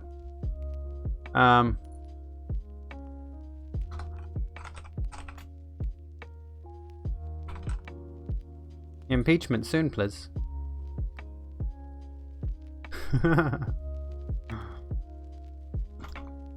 Hang on. There we go. He marketed himself as someone who wasn't a politician and who would run the country like a business. When even having a brief look into his history, yeah, exactly. Yeah, he was never planning on running as a politician. Needs to project strength and not get weak during the next few years. They do. The Democratic Party, absolutely.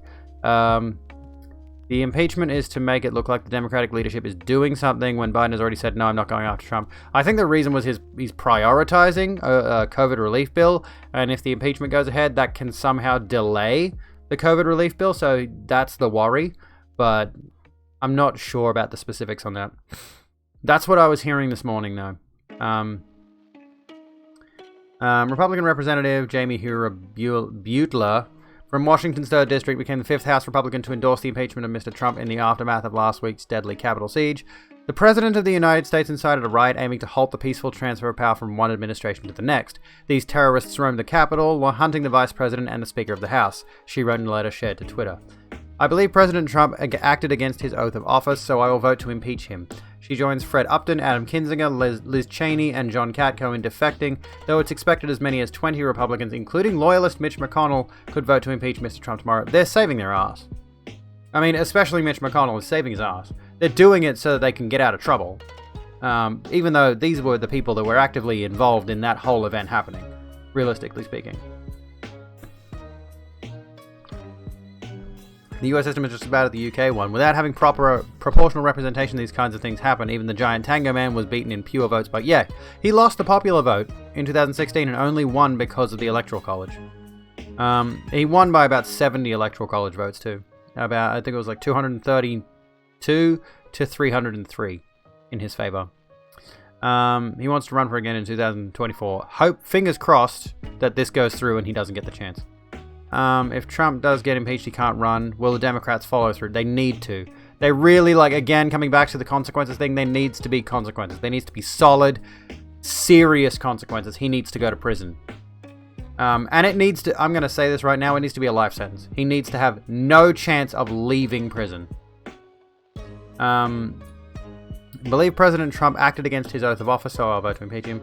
Last time Mr. Trump was impeached, the vote had no support from Republicans. Democratic Representative Adam Schiff told CNN an earthquake is underfoot in the Republican Party as members now turn their backs on the president. This will probably go through. I think this will probably go through and we will see him impeached and we will see something moving forward. After weeks of pushing Mike Pence to overturn the election, Mr. Trump did not mince his words. I like how they use the phrase Mr. Trump. They don't call him President Trump, they call him Mr. Trump. I'll give news.com.au credit for that one. White House sources told the New York Times Mr. Trump had pressed Mr. Pence relentlessly, alternately cajoling and browbeating him to get his way. In a final conversation, Mr. Trump reportedly said you can either go down in history as a patriot, or you can go down in history as a pussy. By the way, for the record, Donald Trump, you remember the Tiananmen Square 1989 massacre? Where there were students and protesters in Tiananmen Square and the Chinese government mowed them down with tanks and washed their guts down the drains? Yeah, Donald Trump said that was an act of strength. For the record. Let's just get that out there right now. Donald Trump specifically called that an act of strength. Tank Man, yeah. Who I believe they never found out who Tank Man was, or if he's alive or dead. But anyway, horrible massacre. The government slaughtered a bunch of people and then just got rid of their remains. Just turfed them. They literally rolled tanks over the corpses until they were indistinguishable. And yeah, the Chinese government denies it to this day. There are certain, as far as I'm aware, there are certain places online you can't mention the event. You'll either get banned or whatever else. Hopefully that doesn't get me banned here. I don't need that kind of thing in my life. No one in the country is even allowed to know about it. Yeah, exactly. The two are reportedly on better terms this week, and today Mr. Pence officially rejected a plan to oust Mr. Trump. Well, that's shit. I mean, Pence as president is not exactly good, but, you know, I would rather have him as their president for one more week than have Trump try to do whatever he can in that final week. I feel like Pence would at the very least lay low in the wake of all this. We're calling on him to use the 25th Amendment to remove Trump from power, but Pence said he would not and told the Democrats to back down.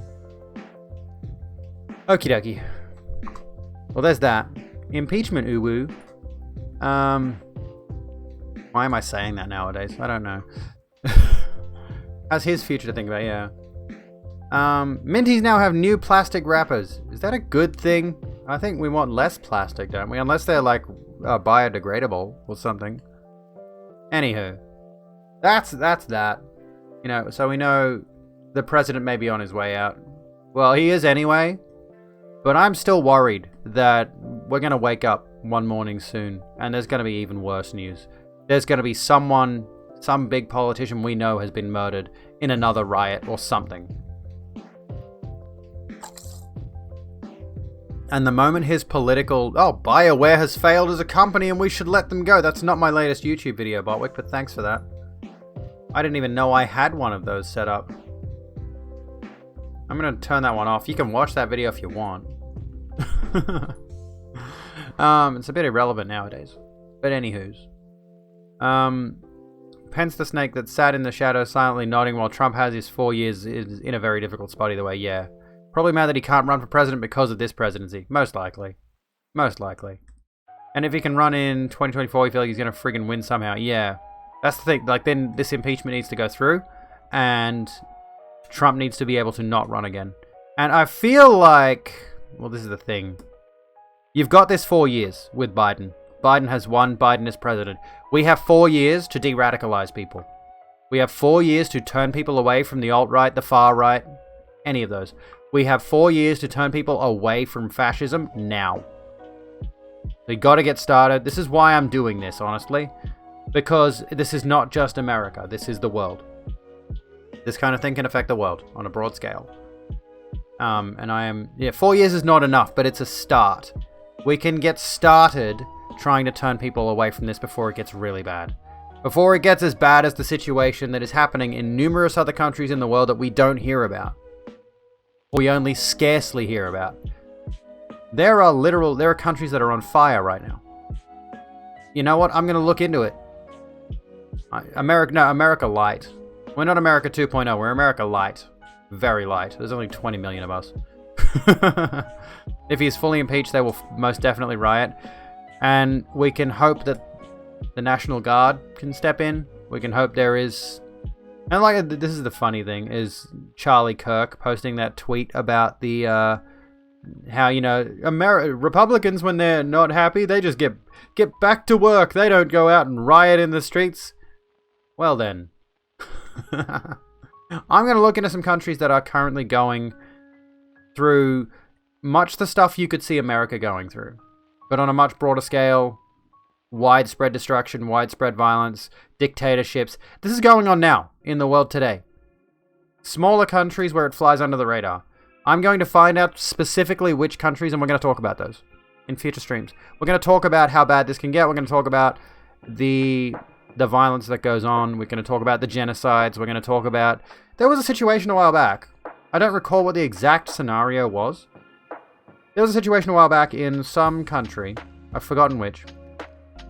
Where there were dudes on the side of the road with boulders, like with big fucking Welcome rocks. to the Rogue Room. Monarch Vale, We thank you hope for the you follow. enjoy your stay.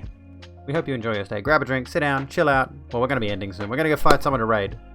There were these people on the side of the road in this whatever country, hurling these massive rocks at cars as they were driving past. No notion of like who in those cars, were they politically aligned with them or not. They didn't care. But the violence had gotten so bad in that country, they were just causing destruction and death. They were that radicalized that they just... Everyone was potentially an enemy. That's how bad it got. I need to remember what country that was. I've forgotten. Trump, you're fired. Get out of the White House. South Africa has or had a dictator prime minister, but you've not heard anything for ages. Soul Reaper. There you go. You can also get out of the White House. Go. Impeachment uwu for everyone. Everyone gets impeached. Alright. I'm going to call it there. I did want to talk briefly about I'm going to beg my mother to get her guitar off her acoustic guitar, and I'm going to do some practice of that. Maybe on stream, I don't know yet. I haven't decided. We might do a music stream at some point in the not too distant future. But who can we raid? Who can we go to? Who's live and who's chillin'? I mean, this was supposed to be a chill stream.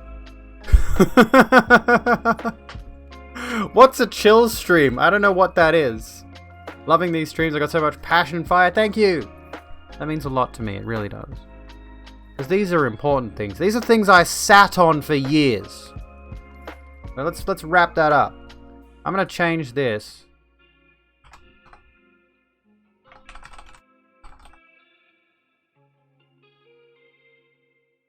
Hang on a sec. Not 220. There we go.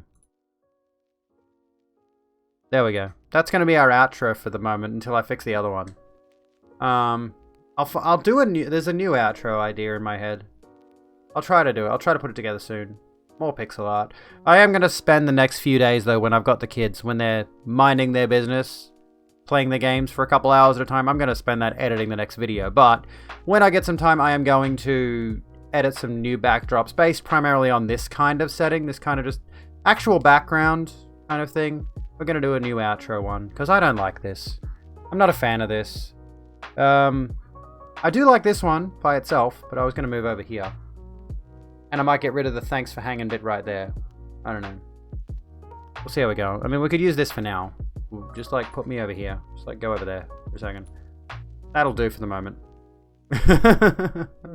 Did that move my... Oh, no, it didn't. It didn't? No, it didn't. Okay, good. Okay, good. Trump... Did someone clip Abby saying Trump get out of the White House? Yeah, I'll go back and get it. At the end of the thing. Teach your kids how to edit and use them as slave labor. I should. I really should. But, I mean, I wouldn't mind teaching my daughter how to edit. She likes the idea of making videos, so I might get her into that. I might get her started early, young, and she can start editing her own videos. And we'll put them up on a YouTube channel or something. I've thought about that for the longest time.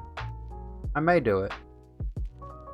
She's very passionate about her games, and she talks to herself while she's playing her games. So she could be a Let's Player, a little Let's Player. But the problem is, of course, she's 8. I don't want her really putting out YouTube content necessarily, but maybe we could figure that out. It's been good tonight. Thank you everybody for being here. You've all been so absolutely lovely to me. I'm looking here, and I'm like, who can I go to? Who can we raid? I don't know who we can raid. We raided Brandon recently. We raided Jordan recently. I want to raid Lance McDonald, but what I want to do is I want to do a Dark Souls stream and then raid Lance McDonald. Because he's cool. He's fucking cool. If you don't follow Lance McDonald, go do that now. You know what? Maid Mama is pretty cool. I have chatted to her a few times in a few different Discords. She's playing ESO. I don't play ESO. I did give it a go, actually. I gave it a quick, very, very quick passing glance. And I enjoyed what I played of it, but I don't think I'd go at it for too long. Is the Capitol streaming? You could raid them. Mume's on. What's Mume doing? Where you go to Mume? Am I following them? Why is my caps lock on? Why does this keep happening? My god. No, Trump's not streaming because his Twitch account got banned. Paladins? I'll throw the choice to you guys, okay? Poll. Here we go. Here we go.